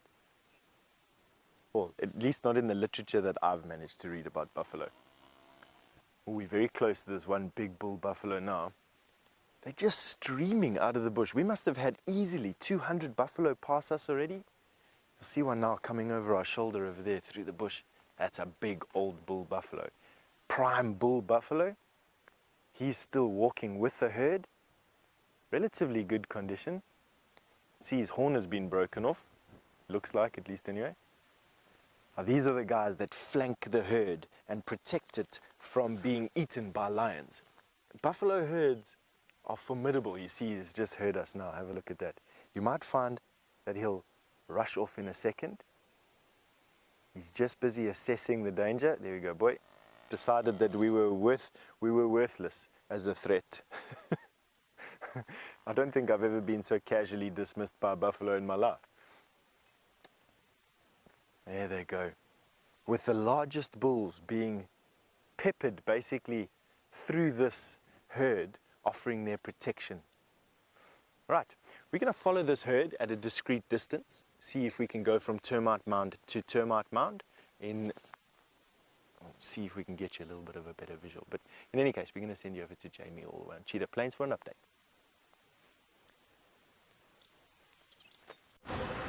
What an incredible morning you've all been having on Djuma. Meantime, a little bit further to the east, Cheetah Plains is all a little bit quiet. That being said, we've just stumbled upon a very, very exciting discovery, and I'm going to see if I can find a good place to show you. It's not the easiest view, but we'll try. The light's gone all a bit dark and cloudy. I'm sort of hoping it might decide to rain on us, but I think that might be hopeful to the point of foolishness at this point. So, you've been with the Nkuhumas and their lovely cubs. With Brent, we found a different set of tracks. We've got lion tracks wandering along the road, complete with cubs as well. Now, it's very, very difficult to see in this light, but these are little lion cub tracks here.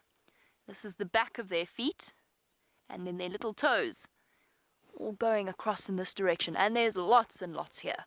So the adult females are walking along. These are the tiniest set. I think this is the tiniest set of cubs. And then there's also some older ones wandering east along this road.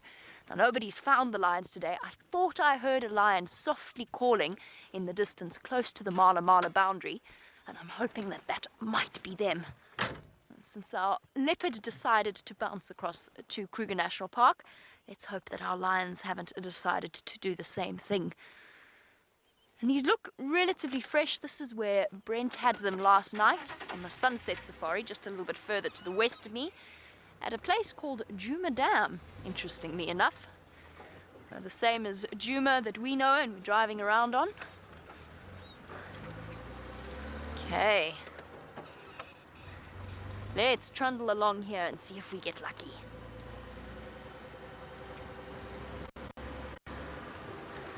Well, the nice thing about lions feeding when you're trying to look for them, so with the Nkuhumas you might have noticed, particularly with the cubs, how much noise there is around a carcass.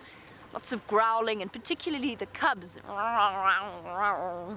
constantly giving off a little yowling sound. And that is hopefully what's going to give the sticks position away. I'm thinking, from what we saw yesterday, that they would also have been on the hunt last night. It was cloudy, it was windy, perfect hunting. The Nkuhumas were successful. So hopefully the sticks were as well. Still got their tracks here, going straight that way.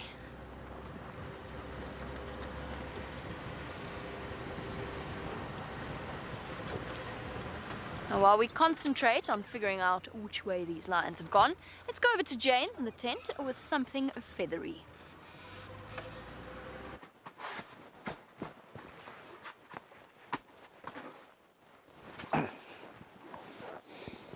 I fought it off me, everybody.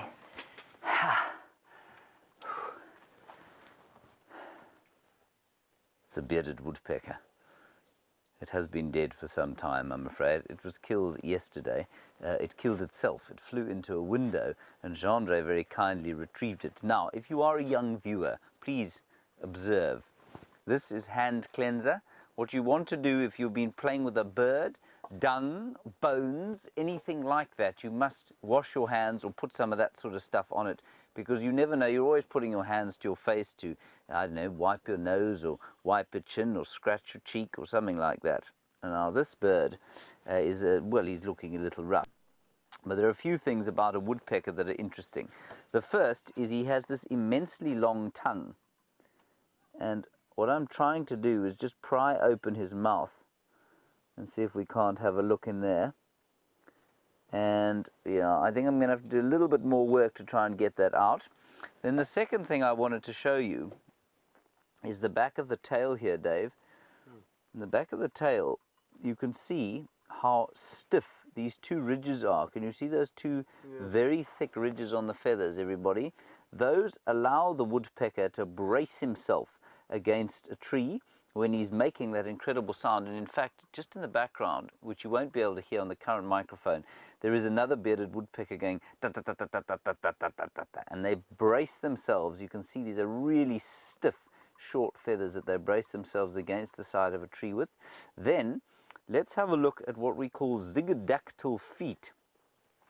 The zygodactyl feet here, they are 2 claws facing frontwards and 2 claws facing backwards. And I hope these are not going to snap off. Oh dear, I think we may have just broken a bone there, but that's all right. The woodpecker is beyond feeling that these days.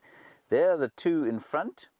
Can you see that, Darby? Yes. 2 in front there, those 2, and the 2 at the back there, those 2. And what they do, of course, very effectively hold onto the tree, brace with the tail there, and then this incredible chisel-like bill, which I'll turn towards you now, is able to dig away. I'm afraid this particular woodpecker's drilling days is over. David, the appropriate name for the woodpecker? Would be Woody. Woody the woodpecker, exactly. Very nice. Now this one was a male. You can tell that by his little red cap.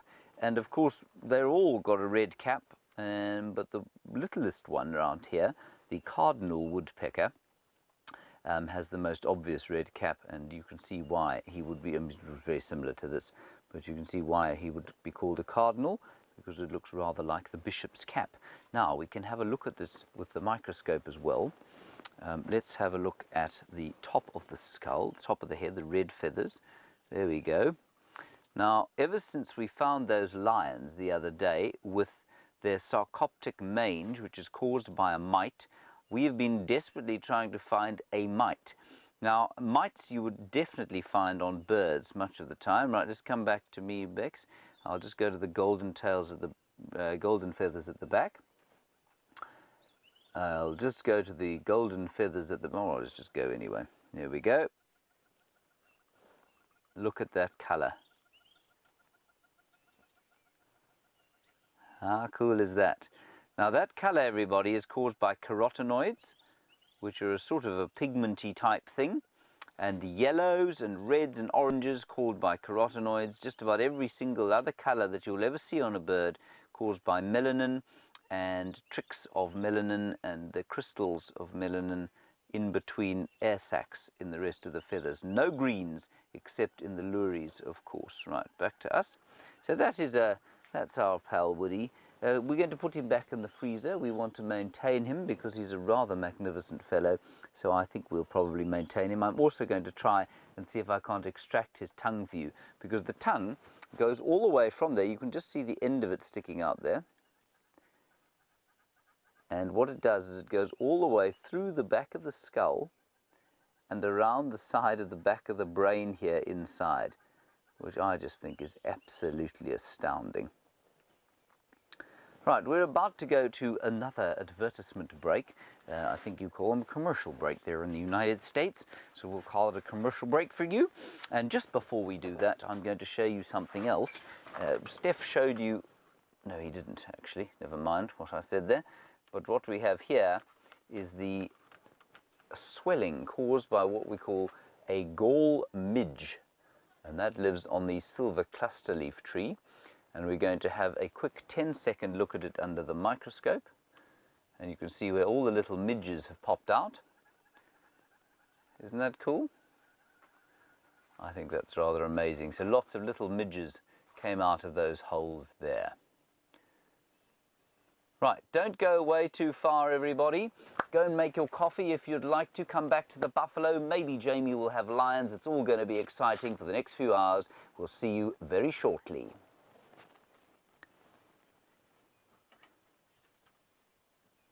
And we're still with the internet audience. Lovely to be with you. Obviously, we're not really in an advert break at all. But if you would like to go and make some coffee, please do feel welcome to do so. In the meantime, why don't we have a look at some zebra dung? There it is. A beautiful piece of dung, isn't it, David? Yes. Yes. Excellently formed piece of dung.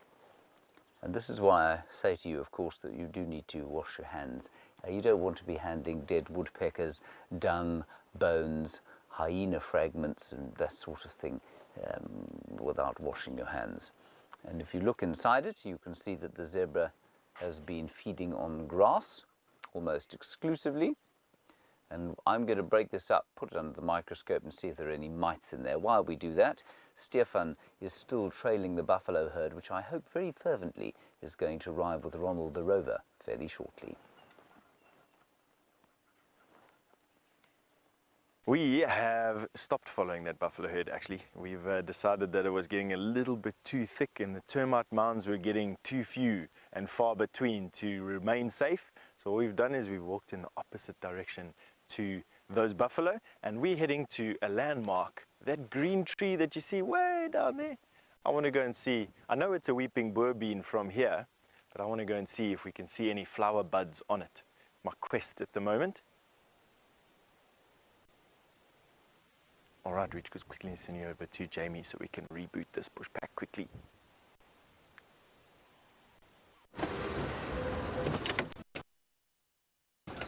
Bushwalk, I've been for a little stroll myself. The lion tracks have disappeared straight off into the block to my left. It's a massive, massive block.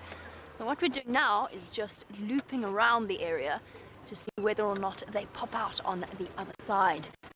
Let's see whether we can't figure out where the sticks have gone at some point last night.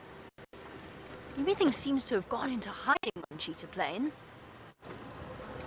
Perhaps the weather, perhaps the windiness.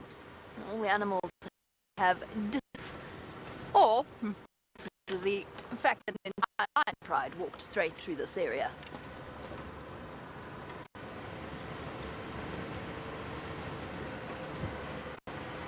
Okay, I actually have no idea where I am. I have a rough idea where I am. I have no idea what this road is called. Oh, I think I've hit the boundary. Marvelous.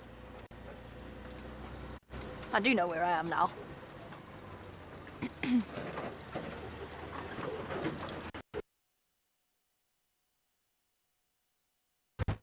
To my right, left, a cheetah. We're just looking at various things. Sorry about that. The slight signal breakup, southern reaches of Cheetah Plains, not entirely unexpected. Right. It's got me a little unawares. I haven't managed to get hold of the woodpecker's tongue yet. I'm just going to quickly put the zebra dung underneath the microscope. And there we are. Unsurprisingly, David, it looks like chewed up grass. Yes. That's not very surprising, really, is it? No. Not entirely from the top drawer of fascination, I'd say. In fact, this might be the very last time that I look at zebra dung underneath a microscope. I suppose if you were artsy-fartsy, you might find that quite an attractive picture. But I think it's fairly disappointing. Right, but just before we go back into TV, let's, obviously that's imaginary TV, but let's try and open up this woodpecker's beak. This is going to be probably slightly difficult for those who are sensitive viewers. I can hear the ladies in the final control going, ugh. It is dead, everybody, don't worry. We've just been watching a buffalo being eaten by lions, so really I don't think this is too bad at all. But there's the tongue. That is so cool. Look at that. How cool is that, everyone? I just got to tell you, there's a great wailing and gnashing of teeth going on in the final control right now. They're all scandalized that I've managed to do this live. We are going to show the imaginary TV audience as well, but I'm just going to try and open his beak further. There we are, we just wedge it open like that. Just present it to me normal. Okay. How's that, Dave? There we go. There we are. Look at that. I'm sorry if you had to witness that and you found it slightly offensive, everyone. But he doesn't look very happy, does he, David? No, I must just reiterate, he is dead. He's very dead. He's frozen solid. We put him into excuse me. We put him into the freezer last night. Okay, when we come back to TV, we're going to go to a map. Here we go.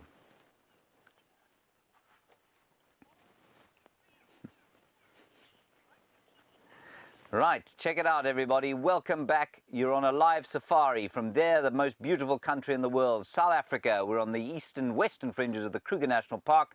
There you can see us on Djuma in the north, Arathusa to the west, and then Jamie on Rusty down to the east on Cheetah Plains, where she's looking for some lions. Now, this is going to disturb some of you. Well, I hope it won't. It's not particularly delicious to look at, but you did watch lions eating on a buffalo earlier, so I think you'll be okay with it. Look, I've got the tongue out here. Now, there it is. And I'm just going to stick my knife into it. It's all rather grim, to be honest, but it is fascinating. Let me use this feather rather to point it out. It's incredibly sharp at the end there. Can you see that? Yes. And it's hard.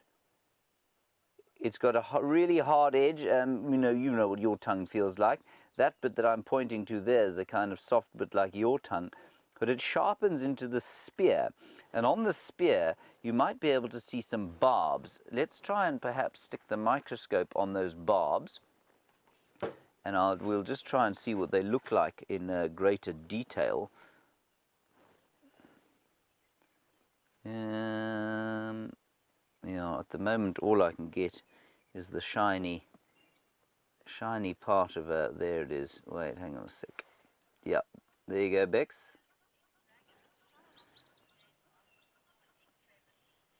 There you are. There are the barbs on the end of the tongue. So that silver bit is the tweezers, but that sharp bit there is the tongue. Let's come back to me. I think I'm shaking a bit. Now, X-Ranger, you're interested to know when I'm going to ask for an X-ray machine in the tent. I've already done that, X-Ranger. We're hopefully going to get a full MRI machine placed just out the back of the shelves fairly shortly. Now, the point of this spear-like tongue, of course, with the barbs on it, is that it stabs into the holes that the woodpecker drills. And remember, the tongue is very long. It reaches all the way around the back of the skull. And I'm not going to crack that open for you now. I think that might be a little bit disgusting. But this thing spears insects out of their holes. So it'll go and look for wood-boring beetles and that sort of thing, stab this tongue into the holes and pull them out and swallow them. And that is how the brilliance of the woodpecker has evolved to adapt to various environments that or a whole food source that most other animals are unable to get at. Let's head across to Stefan Winterboer, who's feeling loving.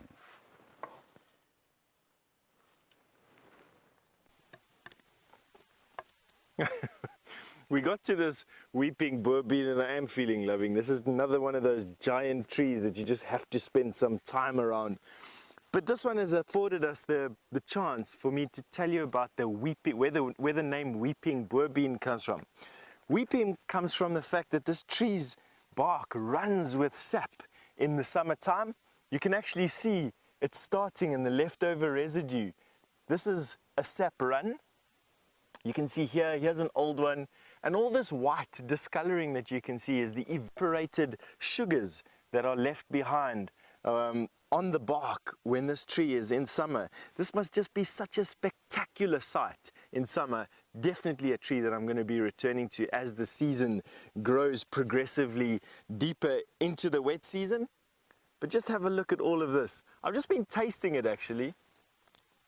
It's quite high in sugar. Now for those of us who have a sweet tooth, little bits and pieces of sap, tree sap like this, wouldn't actually do anything for us. They're not sweet enough, but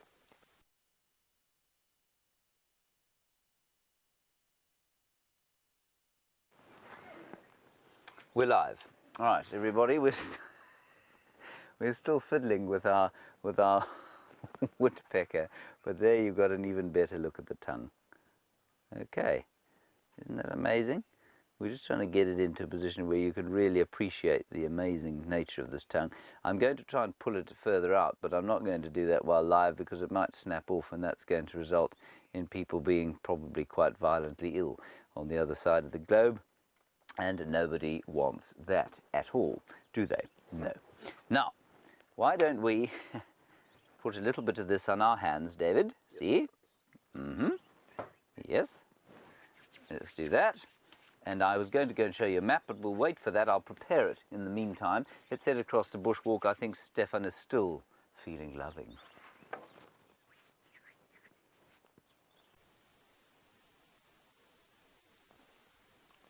I'm loving amber. That's about the only thing that I'm loving to tell you at the moment. I wanted to teach you a little bit about how amber's formed. Amber is fossilized tree sap. So this would be a sap run. An insect would come and get stuck on the sap while they're feeding on the sugars, and then the sap would gradually go over the insect, trapping it inside.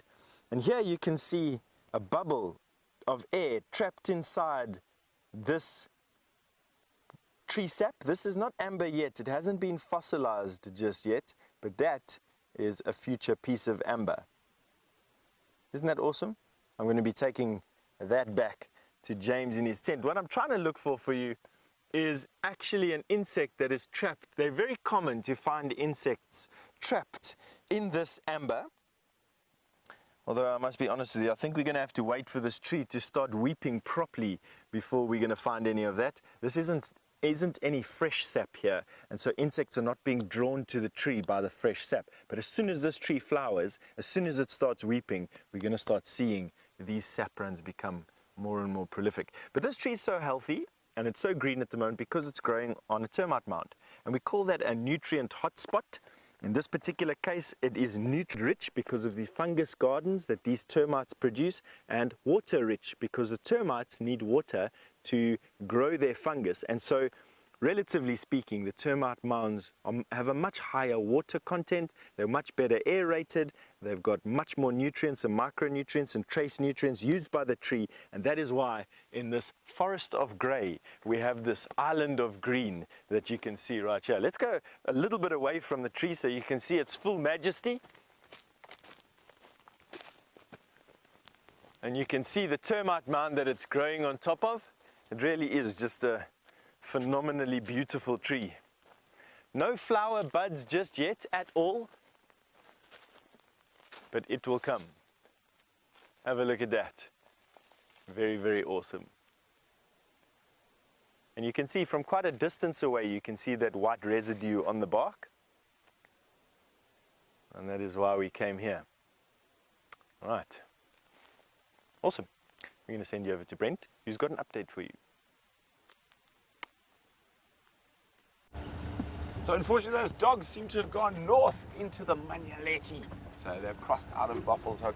So we are heading slowly back towards the Enkelmers down there, Buffalo Kill. We decided to do some bird watching on our way, and I'm hoping the bird that's been giving us the most problems to put on camera recently is, of course, tiny little but very beautiful sunbirds. There's a couple of knobthorns flowering up ahead, and I'm hoping that they were going to find at least one sunbird in one of them.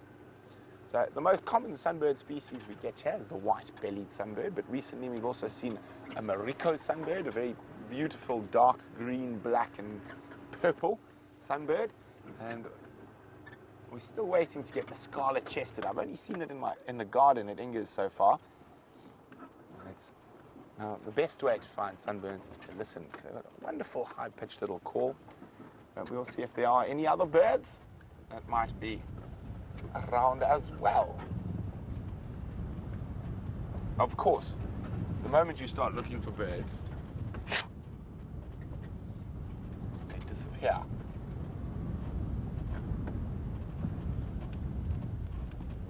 Remember, if you do have any questions for us, hashtag SafariLIVE on Twitter. Oh, he's landing right next to us. Well, there we go.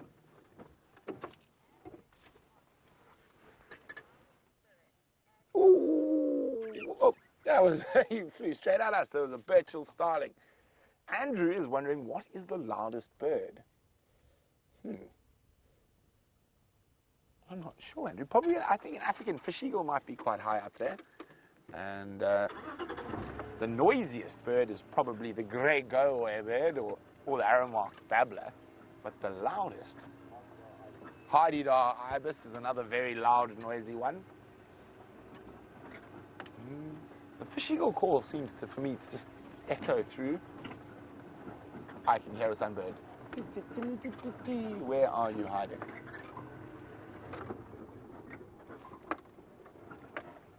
Now, this is always a challenge, the sunbirds. They're very small, they're very fast.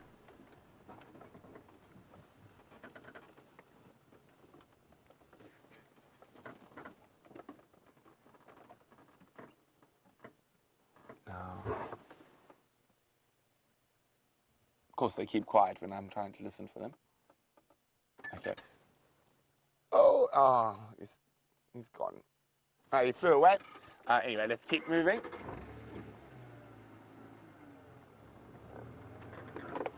So someone's just calling me on the Game Drive channel. Oh, there's one. Oh, where's he going?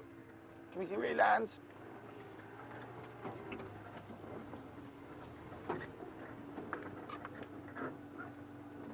He landed in that little bush willow. And so in the gap between the quarry and the bigger bush willow, looked like he landed in there.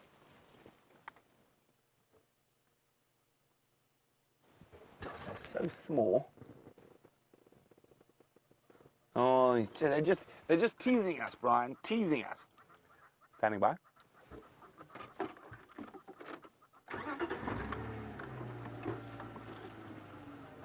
Copy, thanks. Teasing us, these sunbirds. Now, the reason I'm putting such effort into finding one of these little creatures, they are exquisitely beautiful little birds, so it is worth the hunt.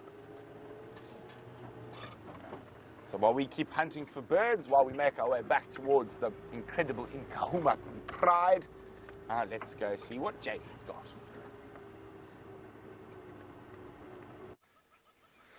Still hot on the heels of the Styx Pride, but we've been distracted by one of the loveliest antelope species that we get out here.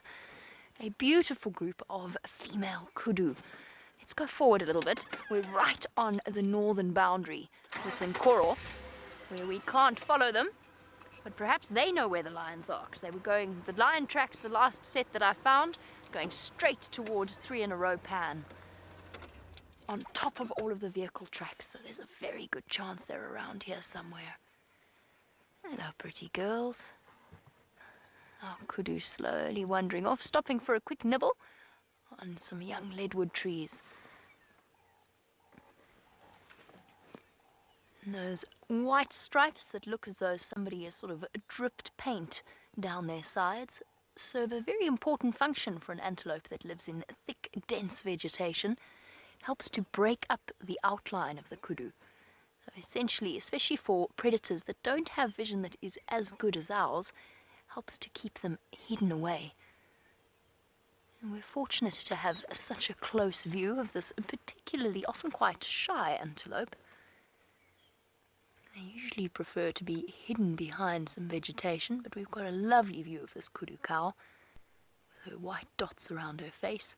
Just watch the way her nimble lips sort of gather up the leaves that she wants.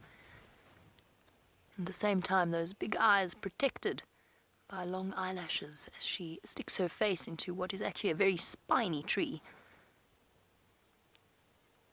And each and every kudu comes with a unique stripe pattern. So every one will have a completely different combination. Sometimes they split off to the side, some are closer together than others. It's basically like a human fingerprint, or the whisker spots on a lion, or a leopard. Completely unique to them. Fluffy white underside of their tail. People say that's a follow me signal. So when a kudu is alarmed, they stick up their tail and they dash off into the vegetation. And the idea behind the white is that it's an easy way for them to stay grouped together, so that they don't lose each other when they're running away from something. I think it serves a slightly different function. I think it's almost flash coloration. So with their tails up, as they dash away from a predator, if you watch what they do, they'll often run a little way away with their tails up and that white clearly visible, and then stop as soon as they feel safely hidden and drop their tails. So predators' eyes that will automatically be attracted to the white will not know exactly where that animal has gone. They were glancing anxiously over their shoulders towards 3 in a row pan, and I'm hoping that that means that the lions were somewhere there. There's a young one. You can see the total different combination of stripes.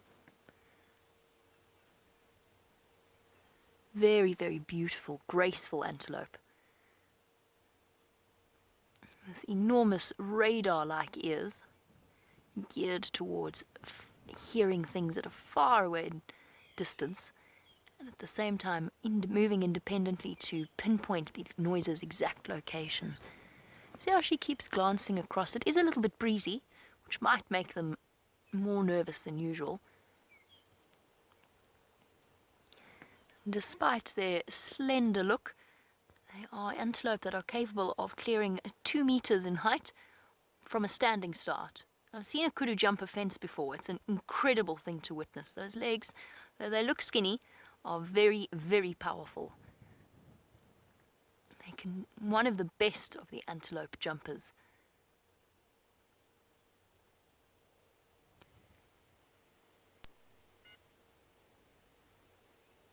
Beautiful. Okay, Kudu. I'm going to try and move on and see if we can't figure out where these lions have gone. Those tracks are so fresh. They must have come through. I'm going to go concentrate and see whether or not they went for a drink at 3 in a row pan. If they didn't, then we know that they are definitely in that block. In the meantime, let's jump all the way back across towards Djuma and find out what other wonderful things James has for you in the tent. I have got my wonderful art skills to show you, everybody. I'm sure that you are so amazed and excited to see what I have to draw. Now, this is particularly dedicated to Rebecca in the final control, who loves the following sound. Let me just make it nice and clear for her. You hear that, Rebecca? Very nice. Okay, now, she would have run out of the final control and be rolling around in the sand. What I wanted to quickly do, everybody, is show you the territory size of the Styx Pride, which Jamie is looking at, or for, sorry, and of course the Nkuhuma Pride, who you saw earlier with Brent Leo Smith. They've actually got quite a nice delineation.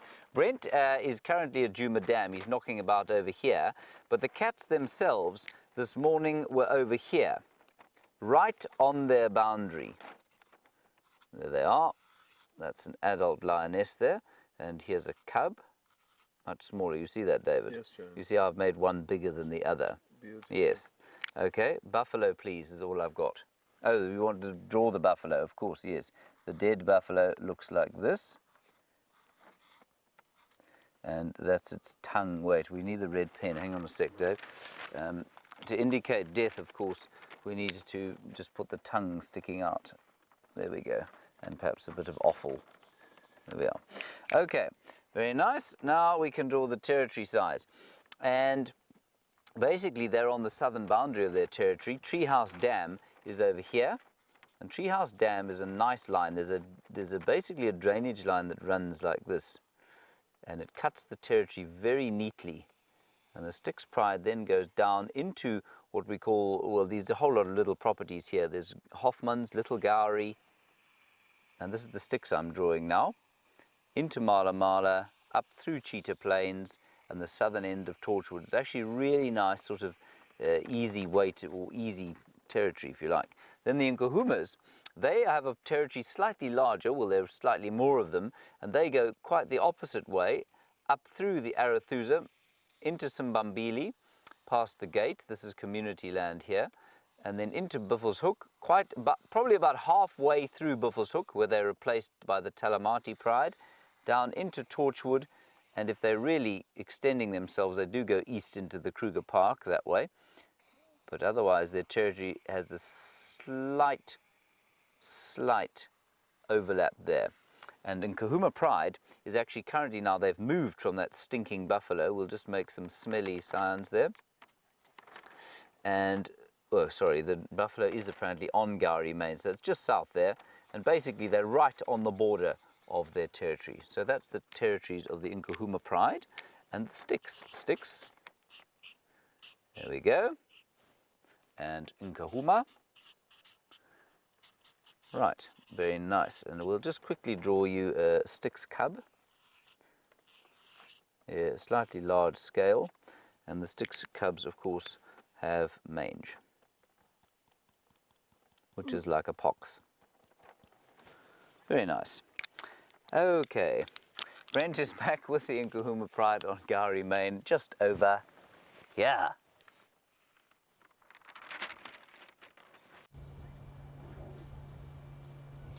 So we're back with the Nkahuma pride. It's a little bit calmer now, and they're all looking very happy and fat. Only one lioness feeding at the moment. The cubs lying all about.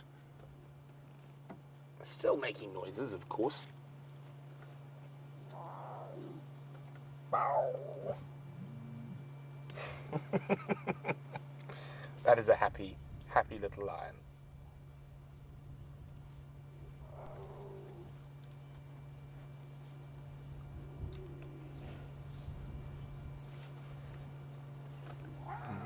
There's one female who's just moved right behind us. I'm just trying to see what she's up to. This little cub has been watching her. Hey, you.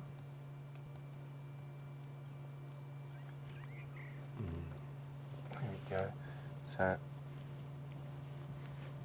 look at those little rotund bellies. Oh.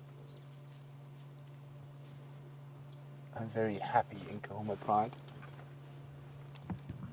There's a game going on here. This little one is stalking. Looks like it's stalking the lioness, who is busy making a large deposit right behind us. Better be careful when we drive out of that one. So stealthy, little one.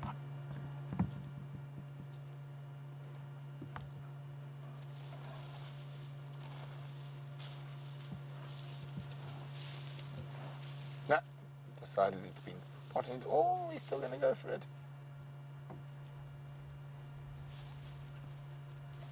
Oh, well, we wait to see what happens here at the Nkahumas.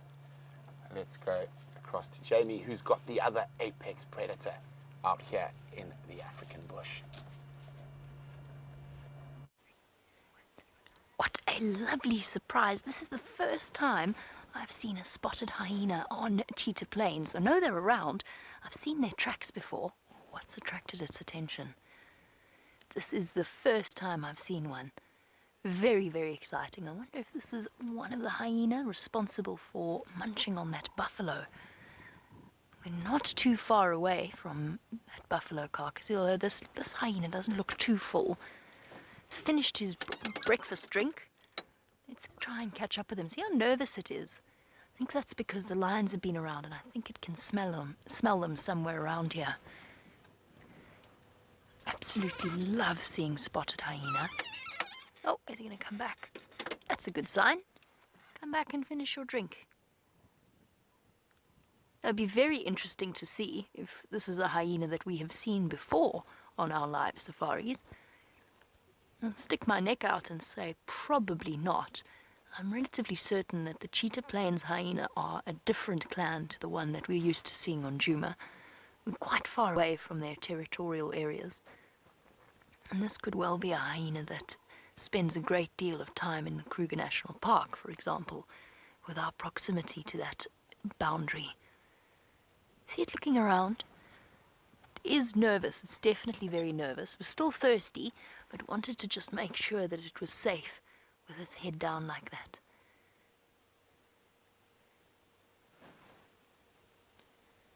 Jumpy. Very jumpy. I think this hyena knows that these lions are somewhere around here.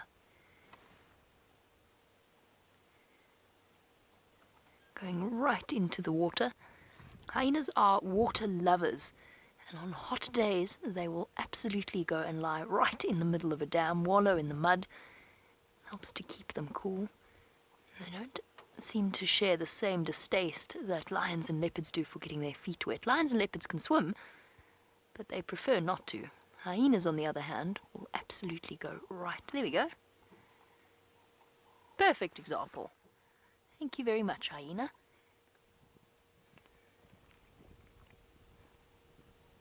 Bath time and a drink.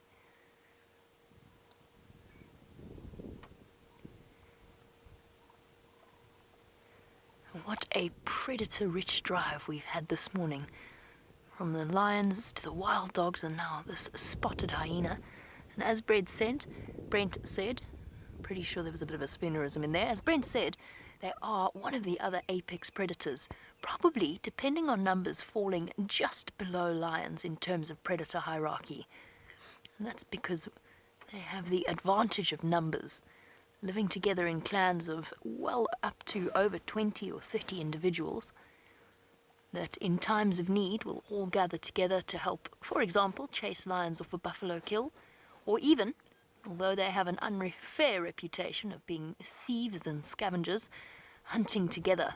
Recently, the hyena clan at Elephant Plains was thought to have brought down an adult male giraffe, just to give you an idea of just what amazing predators these creatures truly are.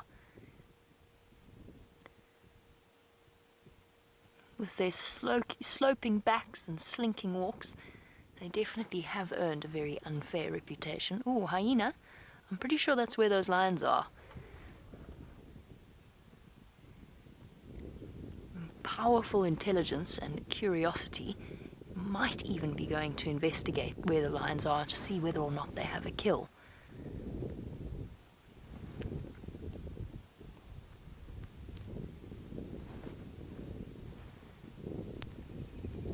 You can see him listening, using that incredible sense of hearing as well as his sense of smell to double check that he's safe.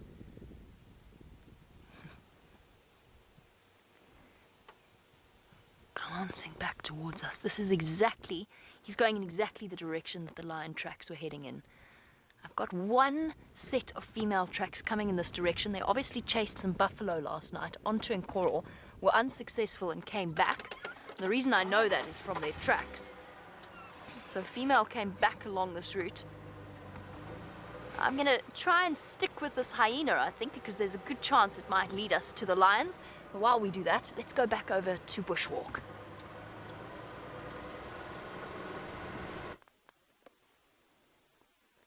Talking about lions and all the kills that we've been seeing, we're sitting amongst a bunch of bone shards from a kill, and what you're watching me doing is making a bone tool, a bone knife, for lack of a better word. This is where some lions manage to inhale a zebra. We've got the bottom jaw of a zebra here, we've got the rest of the bottom jaw of the zebra there. That's how it would have fitted in. Have a look at this. Isn't that incredible? And just watch the zebra's teeth. Have a look at that. The angle on them gave me an idea for making a bone tool. I wanted to know if these teeth of these zebra could shave off the piece of tamboti wood I've picked for James. I'm keeping in a backpack. And the tamboti wood proved a little bit too much for the zebra's bottom jaw. This is quite manky. But what it did give me was this massive piece of bone shard. And I don't know about you, but I find that there is an edge. I don't quite know how sharp I can get that edge. But what I'm going to try and do is see if I can shave some hairs off my arms with it for you.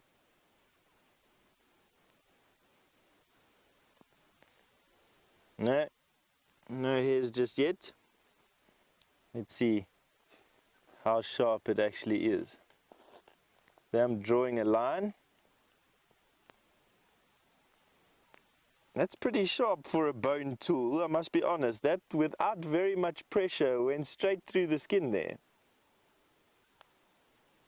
Alright, so we're managing to get it at sharp, a little bit sharper. And I'm just using this now, working away from the edge, so not towards the edge, working away to the edge.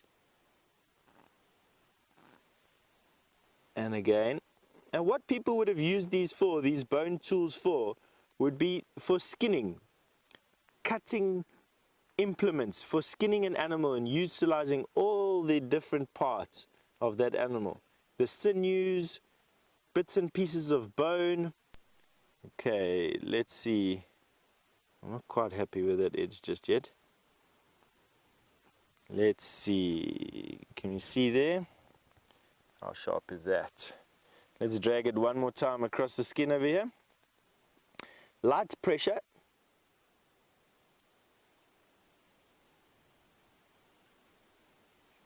definitely splitting the skin.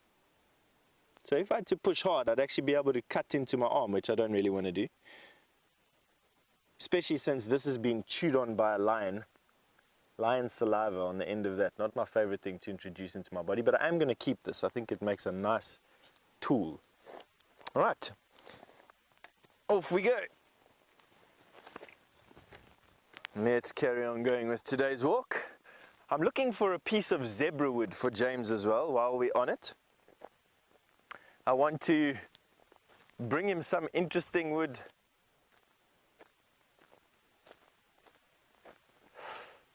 Basically bring him some wood that we can show you under the microscope. Now Justin, you've asked me what knife is best in a survival situation. You know, I'm quite an avid lover of some blades and things. I'm not a knife collector myself. I have used a couple of knives in the bush. And I suppose it just depends on what your application is going to be. There's some dedicated skinning knives if you're going to be dressing carcasses. There are survival knives that allow you to hack through branches and clear bush and create a house. There are any number of different survival tools. I just use a general multi-tool, which gives me a little bit of everything. It gives me a pair of pliers. I can pick hot things up and wrench things around and pick up you know, whatever I feel like, and then it gets a file, as you see, and a bunch of other things that we use from time to time. As to a knife, I carry a knife on my backpack. This one here, that I bought years ago when I was doing wilderness trails without a rifle. And only because the trackers that I've been working with for so many years carried knives like this in their pockets. Very rare to find a tracker out here that doesn't carry a fixed blade of some sort. So I carry it just not for protection. I mean, I don't know what I'm going to use it for. It's just there. But anyway, on that note, we're going to send you back over to James in tent. Hello everybody, hello. Yes, I'm just fetching one or two things from here. I thought we'd do a little segment on teeth, but while I was down here I thought I would just investigate inside this giraffe's nasal cavity. He has very good nasal hygiene. Well done, Jerry. Not much in there to see. This chair is in the way again. Out it must go. Good. Okay. Now we have a number of different teeth here that I'd like to show you. I thought we'd do a tooth section because Steph was basically recreating a lion's tooth there through that bone that was used, as he said, to scrape meat off skin at various stages. Of course, what he failed to mention to you, of course, is that the Bushmen and the people who used to live in here pre the Iron Age didn't have leathermen with which to create their bone tools. But that's okay. So we have here the jaw of not an ass, but indeed of probably an impala. It looks like impala tooth. There we are. And what you can see this side, turn it around, is where the teeth are actually erupting from the jawbone. See that? Which is quite cool, I think. Right? That's one tooth. Then we've got a buffalo tooth here. And what we can do is have a look at it under the microscope. The buffalo tooth, of course, has got two different parts to it, just like our teeth have, most of our teeth. They've got dentine and they've got enamel. And the dentine is the softer bits in the middle, and the enamel is what makes those ridges. And you can see it wears out a lot more slowly than does the dentine wears down much faster than the enamel. There we go.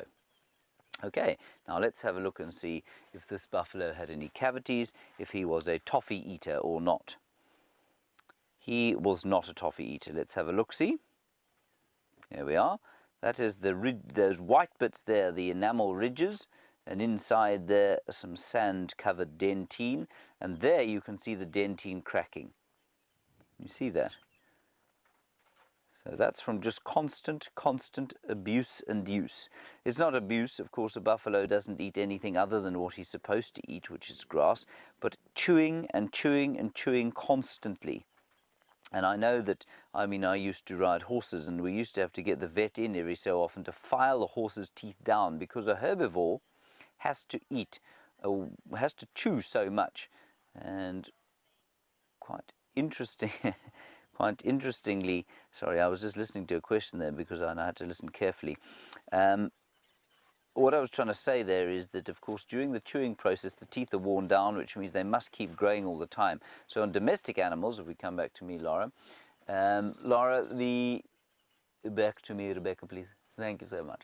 The teeth of a horse don't wear down because they obviously eat nuts, pony nuts mainly, and a bit of lucerne and some roughage here and there, but they don't chew nearly as much grass. And Laura, you want to know if the gull groove that occurs on a horse's tooth occurs on a zebra's tooth. I don't know. I've got no idea, I'm afraid. I don't know what the gull groove is, to be honest. I will try and find out, and then I would assume that because a zebra is so closely related to a horse, that it probably does indeed have a gull groove, whatever that is. Now, sorry I can't be of more use to you in that particular respect there. Now, we've got two other teeth here. Of course, the canine of a warthog, very large canine. And you can see where the root went. That would have been the root that went in there and kept the tooth alive. Now, a canine like this is largely enamel. There's very little dentine in it. There we are. And so it's expensive to grow. And it takes a long time for a warthog to grow a tooth like that. And that's basically ivory. It's exactly the same thing. And then last tooth, of course, which we have shown you before, we've shown you both of these before, an elephant's tooth. Now, just quickly to let you know, before we go to the lion cubs, which I can see are now climbing about on the carcass, this is the incisor tooth from the elephant. That is the canine tooth from the warthog. Let's go and see how the canines, molars, incisors, and premolars of those lion cubs are being used to eat the buffalo.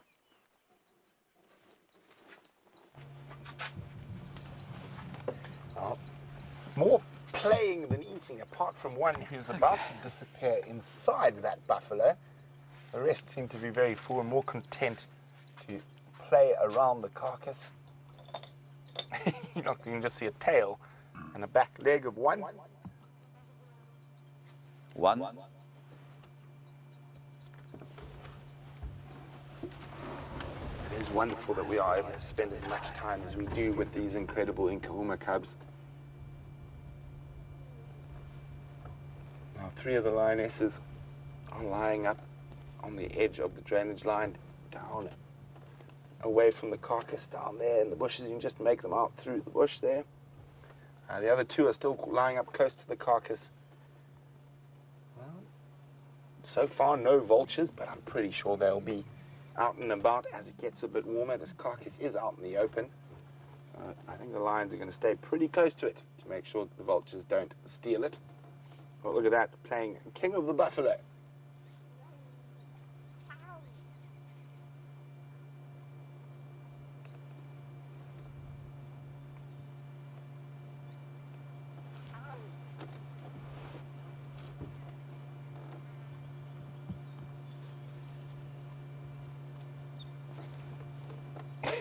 He's going to disappear inside.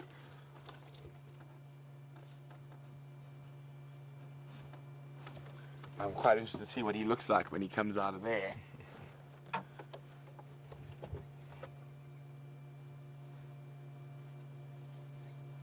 Well, at least there's no competition, because I don't think another cub could fit in.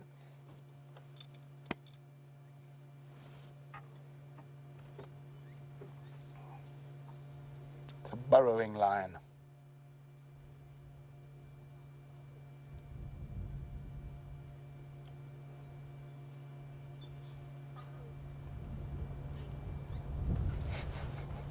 I didn't think, well, we're still trying to push it a bit deeper in. I don't know if you can get any much deeper than that.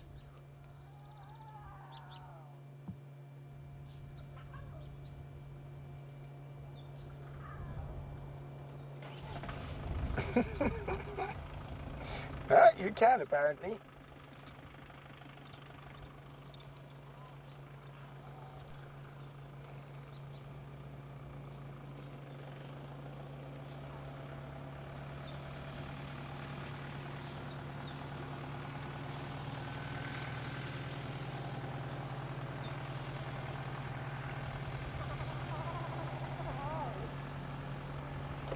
Wendy's wondering at what age do the cubs start hunting on their own.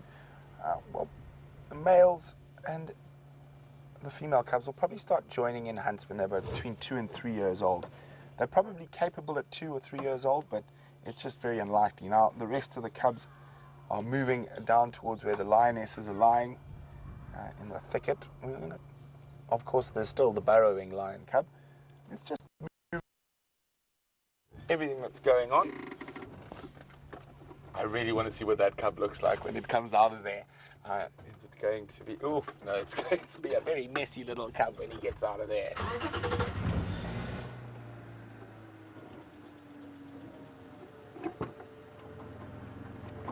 Now, the rest of the cubs are running around and playing down below, so that's why we're moving.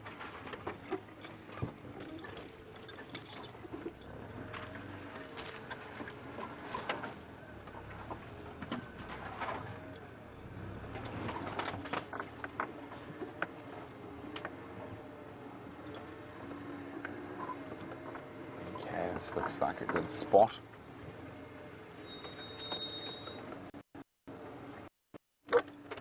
Not too bad. Not looking too dirty.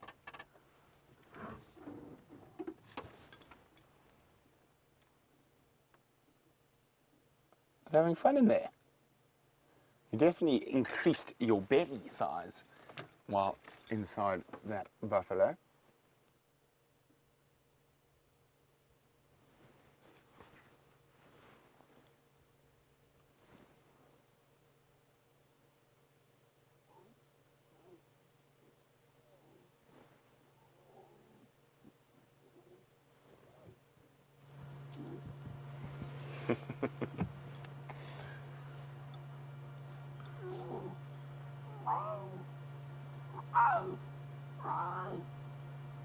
Talking.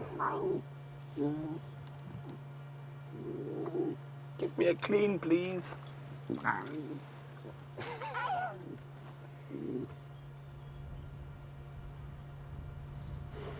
Oh, here comes trouble to the left. Hey, guys.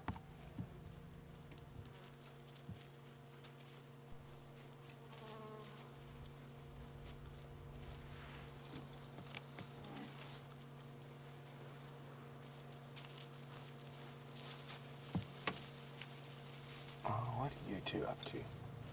Oh, look at this little one. They're just too gorgeous. Even when they've got buffalo stomach content all over them.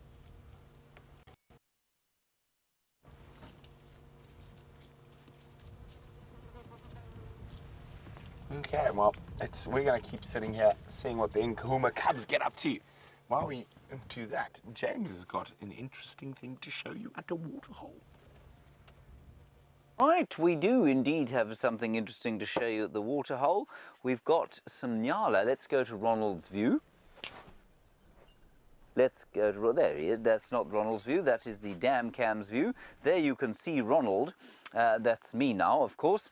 And we'll go to Ronald's view now. There we are. There's Ronald's view. Wonderful. Hello, Ronald. Unfortunately, Ronald's camera is slightly exposing for the sky rather than for the Nyala. So we've got a big bull who's looking at Ronald now, and a ring-necked dove to the left of that, and then also some Nyalas, but there are monkeys going to the right-hand side of that. If you look carefully, you can perhaps see the monkeys. The zoomy, I'm afraid, is not on the monkeys at the moment. Zoomy, if you wouldn't mind. Well, there are the monkeys. There were monkeys going to the right, and then now just behind the Nyala on the left-hand side. So lots of action starting to happen here now at the Djuma Dam. And I was rather hoping those buffalo might make their way down here. I can see now, we can see now why Ronald has a problem. You see, Ronald is immobile. If you look at him carefully, you can see there that he has a stone stuck in his track. And that is why he is unable to move at the moment. Poor Ronald. Sorry, Ronald. We'll rescue you shortly. Send Alex down now to go and see if he can sort Ronald out. Let's have one more look at Ronald's view, because I think you'll find that we might get the monkeys again. But no, just some birdies. What a very fine view that has been. Very nice. Okay, while we sort out our sort of lucky packet and box of different bits and pieces of things, let's go and find out from Steph what he has found. I see his pack is full of interesting things for me. You know, one of the best things about coming on foot with us into the bush is that we can get into all these places where you can't really get to the vehicle. Well, of course, unless you're Brentley or Smith, but normal human beings can't get to the vehicle. And we're in one of these places right now that's hemmed in by very, very steep-sided drainage lines. You can come and have a look here.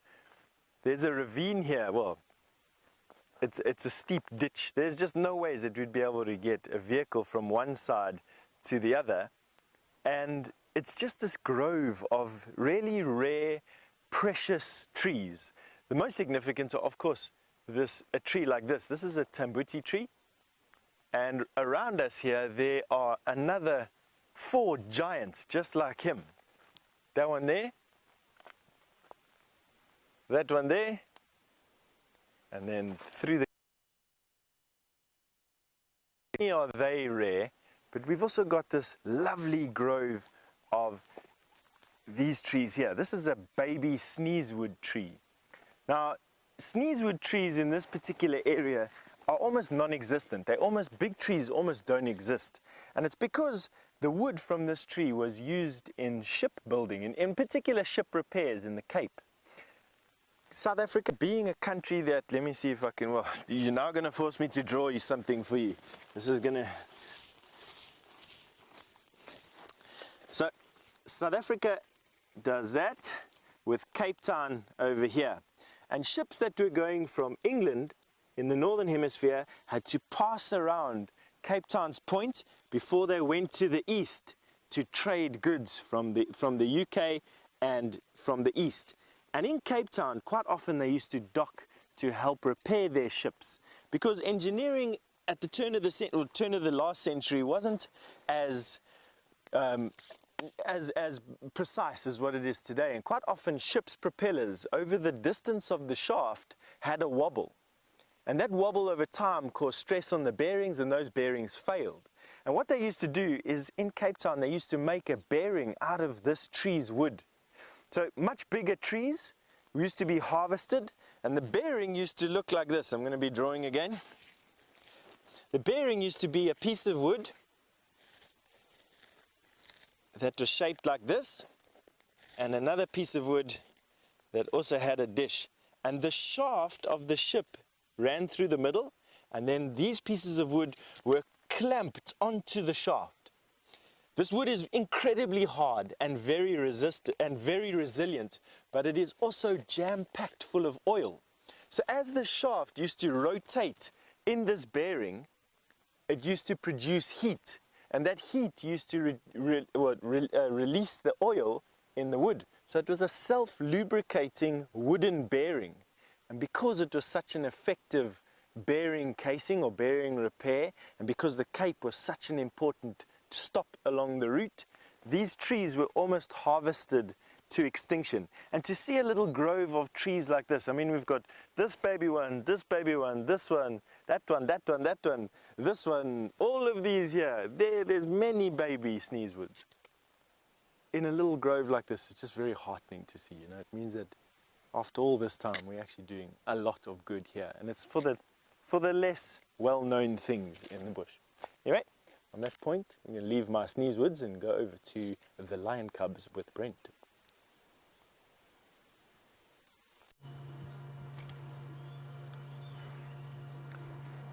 So, most of the pride is now moved off, away from the carcass. Of course, you can hear the cubs down towards the river system.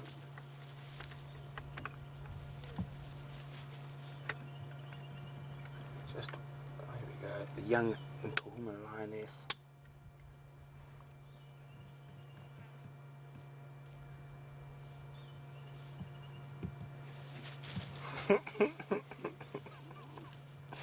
Being attacked.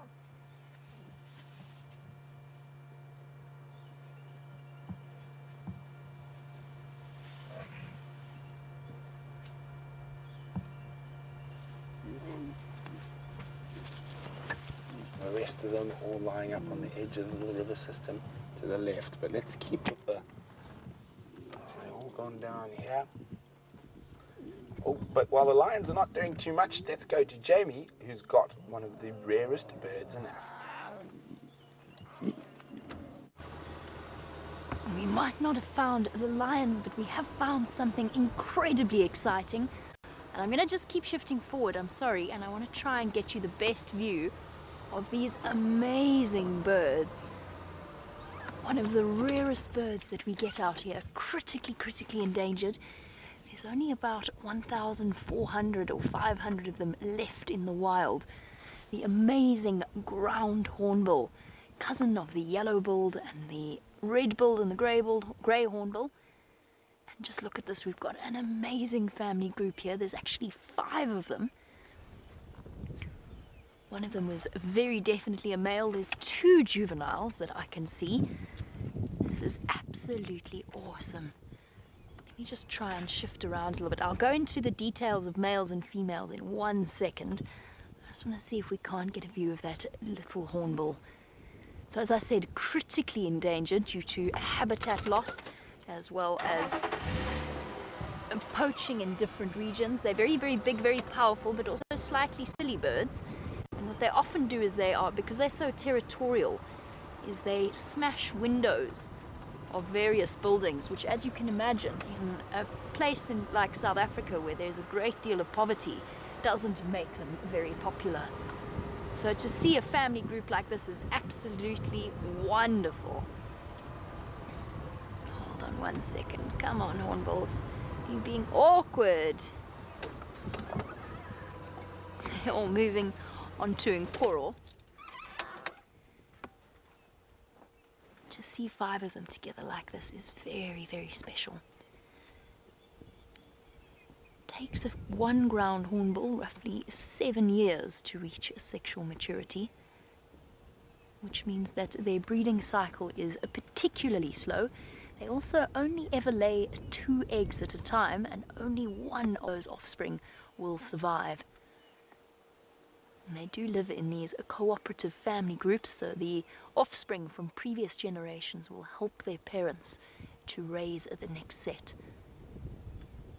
We're just getting to the time of year when they're going to start breeding again. They've got 2 nesting periods, one in sort of November, December, and the other in around February, March or so. Come on, birds, just out of reach. I'm going to go forward a little bit, and then I'm going to show you a picture so you can help us to determine males and females. I saw 1 male, definitely 1 female. And I think 2 juveniles. Come on. Right at the back there. There you go, look at that. You can really see the contrast between a mature individual on the right and then the yellowish skin around the face of the juvenile. I think this might have been one of the first time that we've seen a juvenile with that sort of yellowish face. It's the first time I've seen one since I've started working here.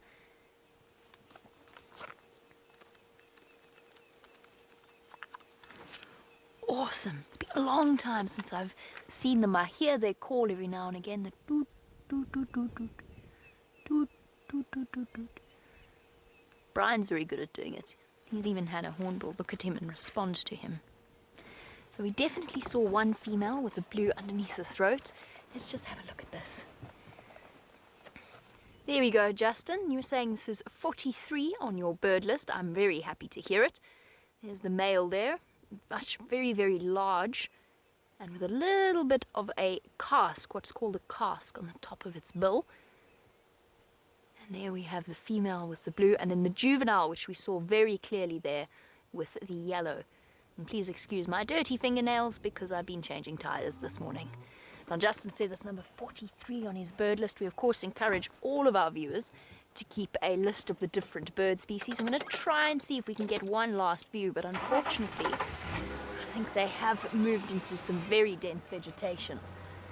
Well, Justin, that's a rare one to add to your bird list. As I said, only 1,400 left in the world.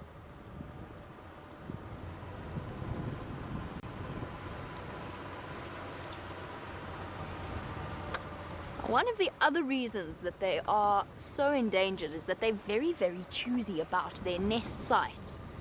Oh, I think they've disappeared. I could sort of see one. And Aaron, you wanted to know how big their nest sites are. So what they try and do is they try and go into hollows in jackalberries and marula trees.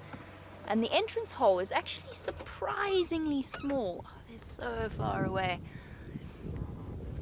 The entrance hole that they use, and I've been fortunate enough to find a few ground hornbill nests in my time working. I used to work with an organization called the Ground Hornbill Project in Mabula. Because what Mabula does is they take the second egg, because the second chick always dies. So they take the second egg and they take it off to and hand raise it, but in a way that the animal can then be released back into the wild. So you know they do it with all the puppets and everything, so that the chicks don't imprint on people. That's what they do at Mabula. The last hornbill nest that I found, the entrance hole was about this large. It was a hollowed out part of a marula where a branch had died and then fallen off. And the chick was inside there. Unfortunately, that little chick was lost to a caracal. We think it was a caracal. We had claw marks moving all the way up the tree, and one day the chick was there and the next it was gone. What we also do, or what certain organizations also do, is put up artificial nest sites, which is usually a big empty plastic drum. And you can see, you can actually Google it. We've tried wood. Wood they seem to prefer after we lost a hornbill nest to lightning. They prefer wood. But you can also get plastic artificial nests in certain areas where they have been reintroduced. Really, really cool sighting, and lovely to see 5 of them. Let's head back out on foot and see what else Steph has managed to find for you.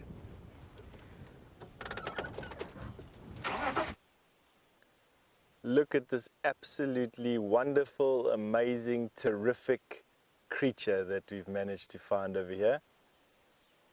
This is an insect, an arthropod. It is a superb ambush specialist. That is a praying mantis, believe it or not. Praying mantis, we've seen all different types of praying mantis. We've seen them shaped like flowers, shaped like grass, shaped like everything. This is one that is shaped like bark. And let me see if I can show you why I know it's a praying mantis. Have a look at the head. Look at those big bulbous eyes. And then usually praying mantis have their claws that extend out in front of them. This particular praying mantis obviously hunts underneath bark slivers, and so its claws are slightly back from its head and then tucked in underneath and must shoot out sideways. But just have a look at that. Isn't that the most amazing of creatures? I was just saying, imagine this would be like walking into your house and then having your wall detach itself and basically bite your head off without you ever really knowing what is there. Just the most unbelievably fantastic creature. This is what I love out here in the bush, what you're looking at right now. Just evolution at its absolute best. And of course, at full zoom like you've got there at the moment, you're also showing off that shake that I develop when I'm trying to hold something still. So we found him underneath this particular piece of wood, and I'm going to be putting him back there because I think that these guys will be able to move, but are really... Look, here's another one. Here's an assassin bug. Look at that. So this has also come out from underneath here. That assassin would also be an ambush specialist, him looking a little bit more like grass than an actual piece of bark. Let's put him back next to the grass here so that he can go back to looking like grass. There you go.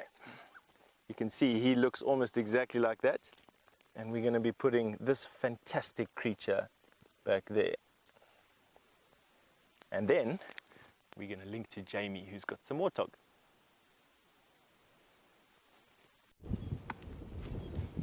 Not just any warthog, an absolutely massive warthog boar.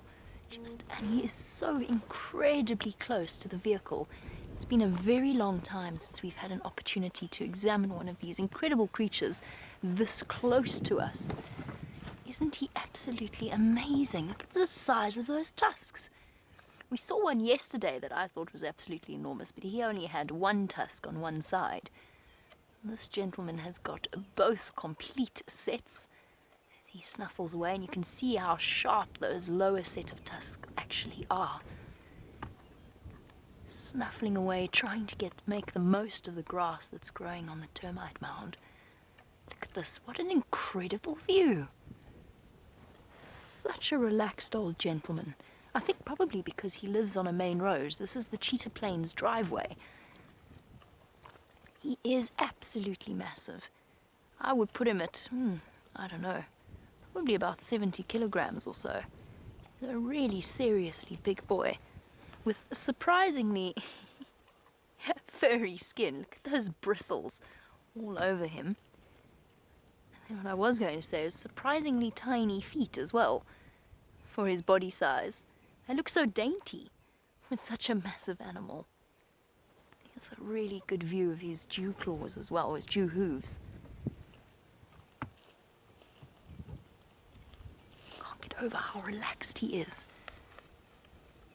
You can actually hear him snuffling away. Look at that. That is one seriously impressive boy. Those warts on the side of his face, very, very prominent. One of the easiest ways to tell the difference between a male and a female warthog, because he's got two sets on each side. You can actually see them moving around. They're not, of course, warts, for those of you who are new to the safari experience. They're not warts. They are grizzly cartilage that essentially protects his face. Look at that. You can see how the lower tusk slides neatly against the upper tusk, and that, of course, is what keeps them razor sharp.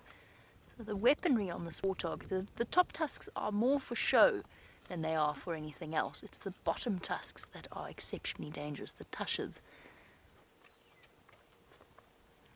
And a warthog like this would give a leopard a serious run for its money. Look at the dewlap. It's the most impressive dewlap I've ever seen on a warthog. The flap of skin below his neck, also a protective device. I wonder if he's going to be relaxed enough for us to switch on. He seems to be. Just before he disappears. Let's try.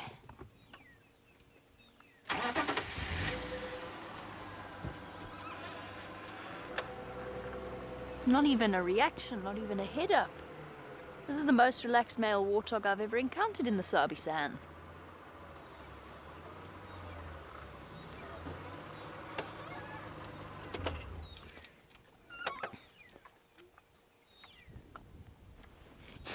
Can hear him munching.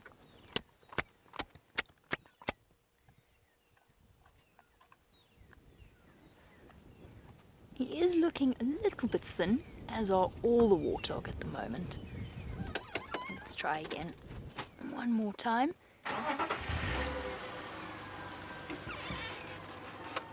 Don't vanish, mister. Please. Oh, no, he's changing his mind. He's going back up around the other side of the termite mound.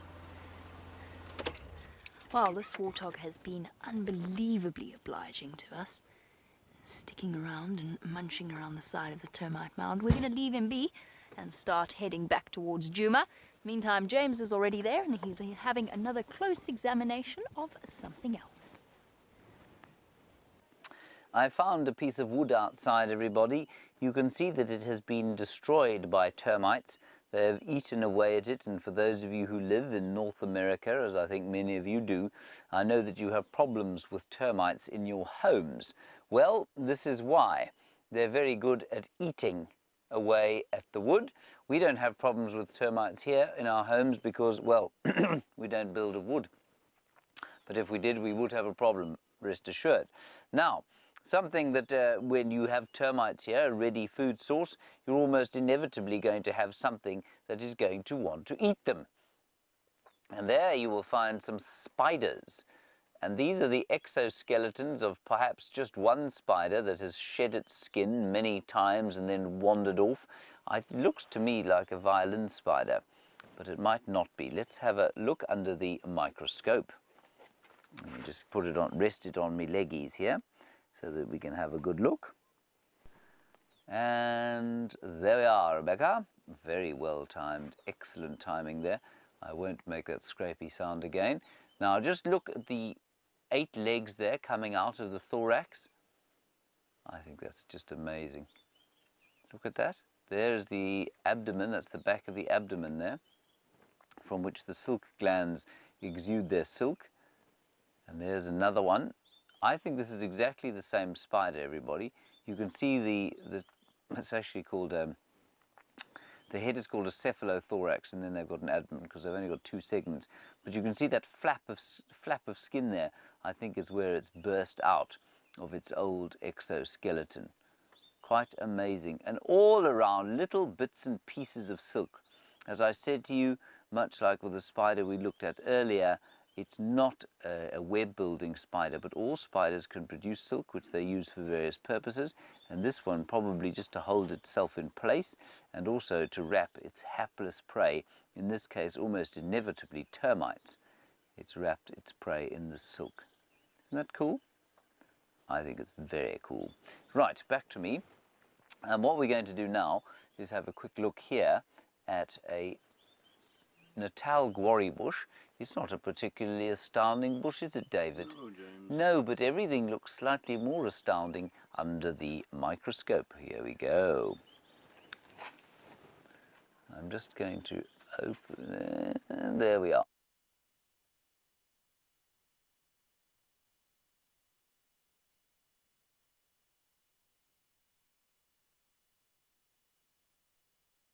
Lost the audio for a second there. The audio is back. Let's try again.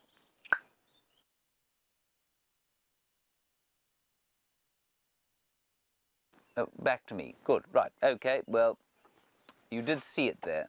And were you to walk past this bush, you would almost certainly dismiss it as being without particular interest. But when you look at it at the scale of those tiny little micro hairs, it really is rather beautiful and rather impressive, the hundreds of different colors of green and silver and yellow that there were there. Let's head across to Stefan Winterboer. I'm sure he's hieing his way here, looking forward to Amanda's delicious breakfast.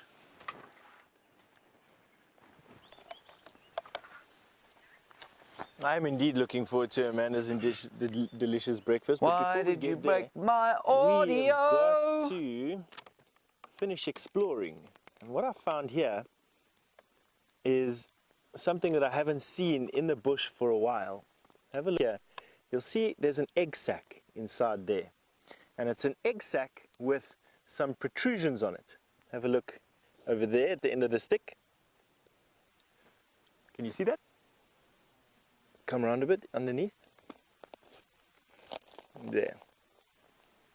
That is the egg sac of a recluse spider, and one of the more dangerous of the spiders that we have here. In actual fact, regarded by some as being the most dangerous spider in South Africa. I'm just seeing if I can actually see her. She'd be living in these parallel spaces.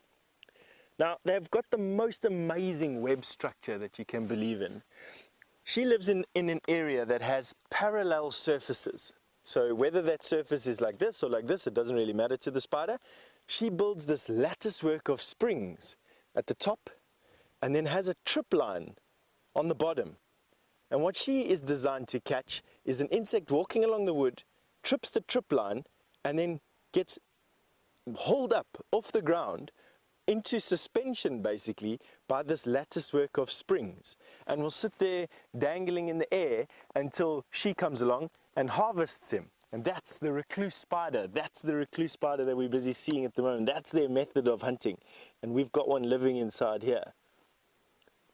Dangerous for people because they have a neurotoxic venom that travels through your lymphatic system and produces intense pain in your lymph nodes, so under your arms and your throat, wherever you get bitten close to there, and then can also have an effect on your heartbeat and on your respiration. So it stops the messages that tell you to breathe, or I think it's your sympathetic nervous system, the nerves that operate without you having to say, arm, go there, for instance, like your breathing and your heartbeats, blinking, that sort of thing, and it stops those those nerves from functioning properly, which can be problematic. There are a few reported cases of deaths per year for the spider. I'm not exactly sure exactly how many, but definitely can cause some harm. And living on this old dead knobthorn, it's fantastic. What actually got me going over here is this hole. Looked like there was there's a woodpecker being able to start there. It still does look like that, or eventually be a woodpecker's nest or a barbet's nest. And then when I got here, this hole as well.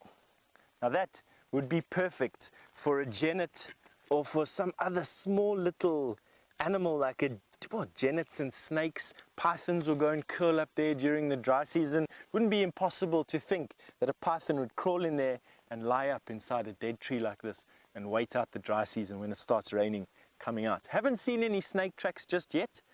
Did see a scorpion track this morning. Did see a baboon spider track this morning, and that to me is proof enough that we're approaching the end of the spring. All right, now that has brought us smartly to the end of our bushwalk today. Unfortunately, we will see you again this afternoon. So from myself, Steph, and from Jean-Ray, thank you very much for all your support. We'll catch you this afternoon, and you're off to Lion Cubs. So we're still sitting with the Nkahuma pride.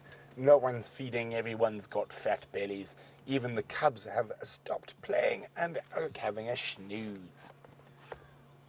Now they've moved from where Jamie was with them last night to where they've caught this buffalo. It's probably no more than about 600 meters. Quite a lot of buffalo around at the moment.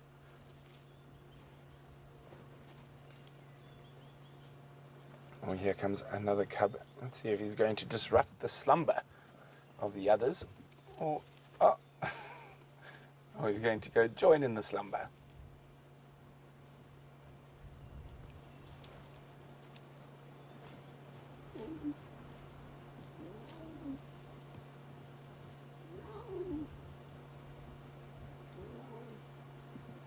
Oh, the head's getting heavy. It's nice and cool today, so the sun hasn't broken through the cloud just yet.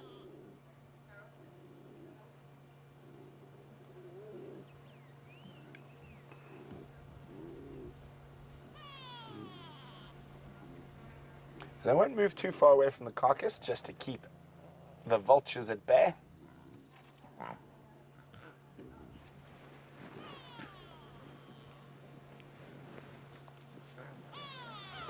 Hi, Natalie in California. Natalie's wondering, will the pride get too big with all the success they're having during the drought to be supported by the ecosystem? No, not necessarily, Natalie. Now, at the moment, the pride, even if there are 4 or 5 females amongst the 8 cubs, putting them at 10 would still be sufficient. There would still be sufficient game around to support the pride. They might have to move around a bit more.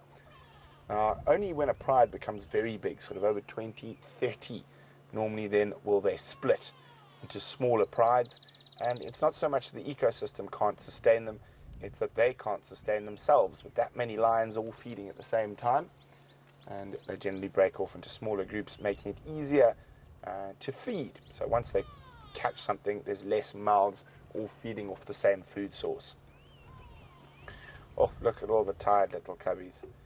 Literally scattered around, all fast asleep, or most of them are at least. The adults are fast asleep. But what an exciting sunrise safari. We've had lions and wild dogs, buffaloes, and some incredible other creatures around. And good news for us is that the incredible Nkahumas are going to be right here come sunset safari. So I'm sure one of us will come have a check. I'm just very excited. I got to see my favorite animal, the African wild dog. We got to hear them calling. But from Brian and myself, and of course the Nkahuma pride on their buffalo carcass, it's been all business, like the thumb says. And it's going to be a very exciting sunset safari in a few hours. So we look forward to joining you for those safaris. What else could be out here? Stay tuned to find out.